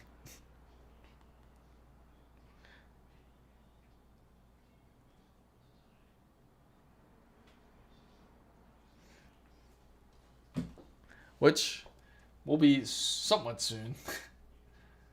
So my RAM is about 3 gigabytes. I use the resize bar. Oh. Try turning off the So try turning off resize bar and see if it makes a difference, just to get a good measurement. And then if that doesn't work, then but give that a shot. Just give it a shot. I have a feeling. GTG studies and the 5080 guy, my best friend, got a 9070 XT and 430 FPS on Warzone. Low because AMD is best for COD. It's true. The reason why AMD is good for COD is because they optimize for fidelity, and because of fidelity, it's more optimized for their games. It took them a little while for them to actually start using DLSS and everything. So that's going to be more than likely the case when it comes to Black Ops 7. And for Battlefield, I feel like there's going to be a lot more compatibility, and man, I'm hyped for it. Hopefully you guys have it like all preloaded into your PC. But also, Egyptian Savage, I gotta thank you for joining us. I hope your studies go well.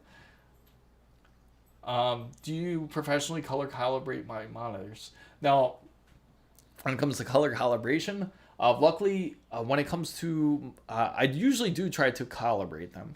Now, if it's usually like from ASUS, luckily, like if it is like from the higher line, they're usually calibrated for the most part already, and you don't have to do much calibration.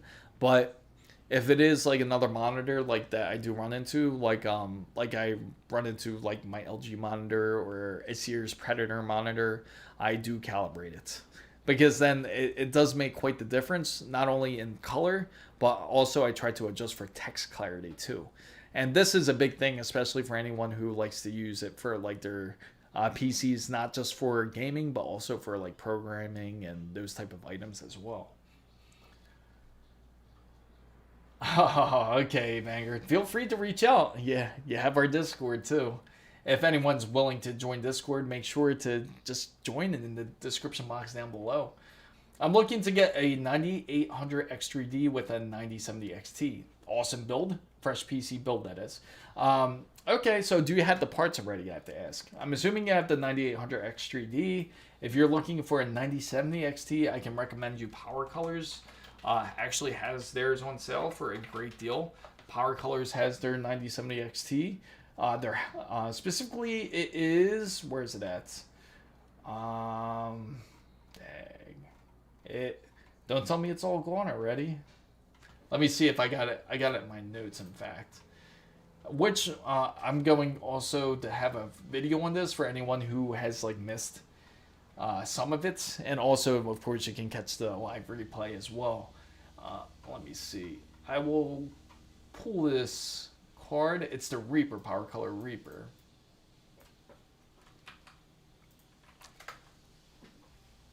It is this one. That is a good deal. It's actually down in the description box. For some reason, it was a bit harder to find. But it is only $660. I recommend this one. This has a Amazon Prime deal on. Great card to have. Other options, Sapphire is excellent. Some of theirs is not really as much on sale.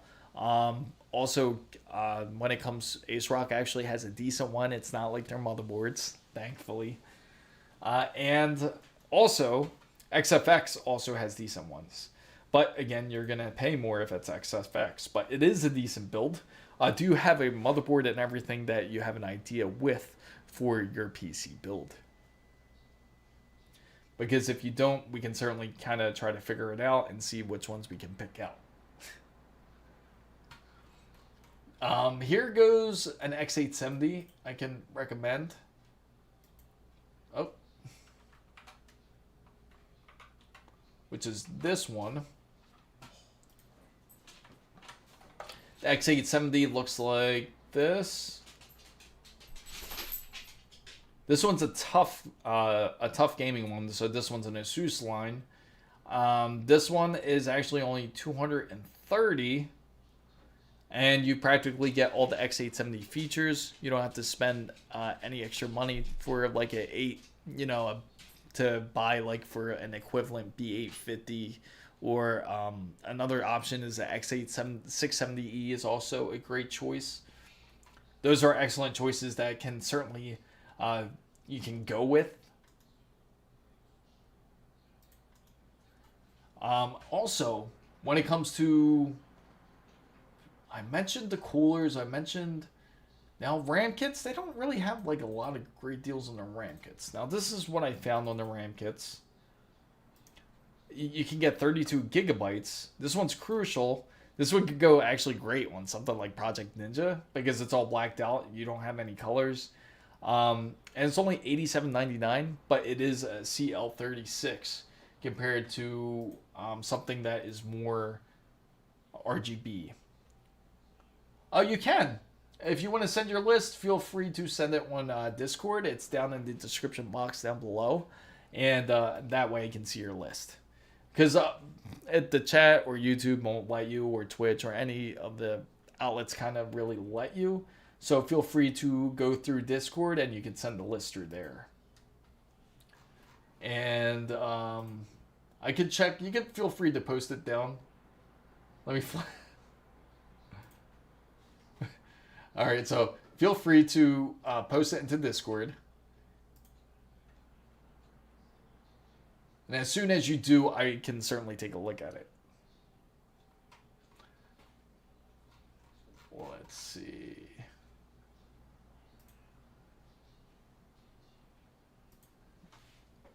But right now they have the RAM set for sale, or you can go for Corsairs, which is a good deal too.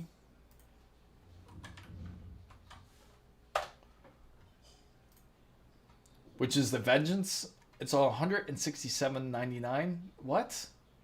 That's not right. Don't get this. That's way more expensive than it should be. Why are they charging so much for it? This can't be from Amazon, right? That is crazy. Oh, CL30, that's why. This one's a CL30 one. That's actually a bit more expensive. So the pricing has actually affected the RAM a bit. But this is a whole different RAM kit. This is not the one we wanted to pull up anyway. Let me see. Power supplies, case. And this one's been like remodified by Corsair. For anyone who's looking for a PC case, this is a good one.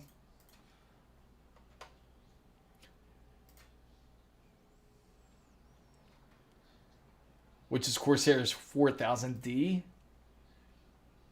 Very nice case. Take a look at that. You got the power button on the bottom. So it's very useful for anyone who has that wants to have their case on the desk. Instead of having it sit on the floor, you can easily hit the button here, and you have all your controls that you need. It comes with the fans, which is nice. 50 series ready for if you're worried about the size-wise.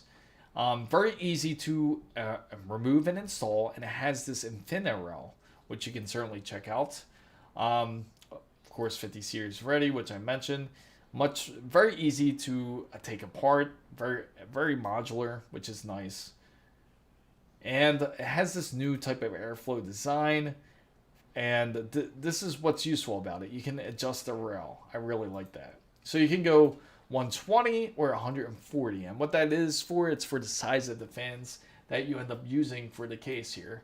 And then here are all the different setups for the different radiator supports that you choose. And here are the different combos. USB as 2, X USB 3.2, as USB-C, and it does have a 3.5 combo if you're to use the headset or microphone. But it's a very decent case. It's only $104.99, which isn't bad. They actually really held this price well. It's funny how they call this one Project Stealth. Oh, it's also compatible. It's letting you know it's compatible with BTF boards, Project Zero and Project Stealth. So you don't have to. This is actually compatible with a lot of, with any of those hidden port type of motherboards.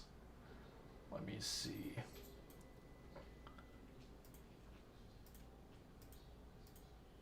Yes, it is a mid-tower case. It is a mid-tower case for anyone who is wondering. That's a great question. And so if anyone, so most of the cases that I show on here, they're all going to be mid-tower. Let's go switch back up here. So a lot of the cases will be mid-tower. There's not really any ones that I showed that are like kind of like mid ITX or micro ATX. They're all like mid-tower cases. So if anyone is curious about that, you can use them. If you want to put a micro ATX, you could. I don't know why you would, but you can certainly do it if you choose to. If anyone wants to, say, upgrade a case or something. So if you're looking to do a PC build on today, especially on Prime Day, certainly is possible. Feel free. And you can just go down in the description box down below, and you can do a pretty much like a build. I kind of set together everything that you can put together. And there's nothing that's really over. Like, they're all well under $150, most items. The only more expensive areas that anyone's going to spend is obviously going to be the graphics side. The graphics are always the more expensive side when it comes to PC. Okay, awesome. I'll check it out. Parkour. Let's see. Welcome in. Thank you for joining us. And all right, so this is the list that I'll share it with everybody, so everyone can see it as well. And let me see. Here it is. So he has the Corsair Vengeance RGB 5 DDR5 RAM. And he also has the Sapphire Pure AMD Radeon RX. That's a good choice. So you're going with the all-white build. That's awesome. The Corsair RM1000s. Beautiful. Also, you got the Thermalright Peerless Assassin. Good choices. NZXT. Awesome. No, you did great. You did awesome on your picks. I like it. And your 990 SSD. 2 terabytes. Good choice. Honestly, you could probably, instead of getting the 990, you see how you got the 990? You could probably get the 9100. Why is it 2? That should actually, it shouldn't be 200. That should be cheaper. You can get the 9100. Get the 9100 because it's going to be, oh, sorry about that. I hit the wrong button. It shouldn't be 9100. It should be, I mean, take a look at the 9100 on Amazon, which is going to be this one right here. And you're going to pay just about the same price as the 990, but you'll be Gen 5, or you can get a cheaper one. Here it is. I'll show it to you. Oh, okay. I apologize. Parkour. That makes sense. No, I have not done a racing setup yet. I did not do a racing simulator. NZXT fan. Okay, let's go back into the Discord real quick, guys. And that's, he has the NZXT internal USB hub. That's decent. That's decent to have. That's just an extra item. So that's not bad. This is not bad at all. This is optional, just to let you know, the NZXT internal USB hub. It's a nice thing to have, but certainly not necessary. It's good to, that will certainly free up USB ports if you feel like you're going to take up more. But so far, I'm liking it. I like, you got Arctic MX6. You got the ROG Strix X870A, which is a good choice. 9800 X3D. You got the Thermalright Peerless Assassin, 140 in whites. And let me switch it that way so everyone can see it on the mobile side. AMD Ryzen 9800 X3D is a good choice. And no, it looks good. And you managed to get everything all white. Well, other than that, yeah, I like it. I certainly do like it. Oh, this is hilarious. I had to check this out. This is after he soldered the other VRAM. Just trying to, yes, you did well. You absolutely did well. Because when it comes to future-proofing, the easiest trick for anybody who does just want to future-proof is just go AM5, to be honest. AM5 will certainly future-proof it. Anyone going or thinking of Intel build, to be honest, is not going to end up future-proofing as much as they think that they are. But yeah, all those items are good. Anything else that you're interested in reaching out, like checking out the monitors or anything, feel free to check down in the description box down below, as I have it as well, Parkour. I use the iCooler Infinity fans. They look a lot better. And I agree. Infinity fans are pretty dope. And what Infinity fans are, it looks like, it's almost like a mirror. Like that mirror effect, where it just looks like exactly how it sounds. But I do like that. I do like that type of look. Let's go back. We gotta applaud Satirical Gamer, because that build is sick. That is a sick build. Right here. Oh man, that's funny. I'm sorry. I had to laugh at that. Okay, so let's go here. We gotta applaud this.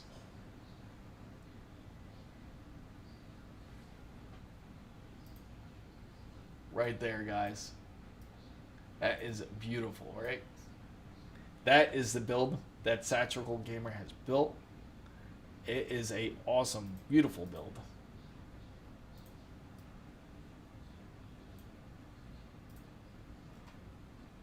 Oh, wait. I'm sorry. This is it. This is the one Satirical. Because I was like, wait. I knew it didn't look right, but that is nice. This is Satirical Gamer's build. The other one was Takuma, which is just as nice. Yes, right. I apologize, Satchel. I realized I was like, wait, I remember you got the, you had the cooler. That's how I remembered. There it is. That's a sick cooler. I apologize, Takuma. Takuma's is also nice. Takuma's... I apologize, Takuma. You know, I was just... We all have to laugh at this. Let me flex this PC.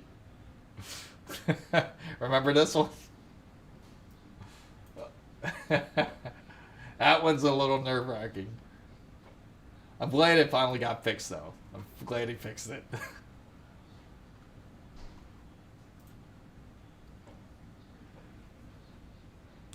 Alright, so I think we're just about all good here, fam bam. I'm just about to take care of some things, about to finish up the video that I'll have posted up tonight. Hopefully you guys enjoyed today's special of the Prime Day sales that has gone on. Hopefully you guys joined in on the channel. Hopefully I see you guys soon. As make sure to hit subscribe and like, and don't forget to follow us on Discord, and remember to check out the memberships. I am not like Xbox Gamer Pass, so you don't have to worry about that as well. I won't charge you $30 a month. Make sure to check it out, and I thank everybody for joining in.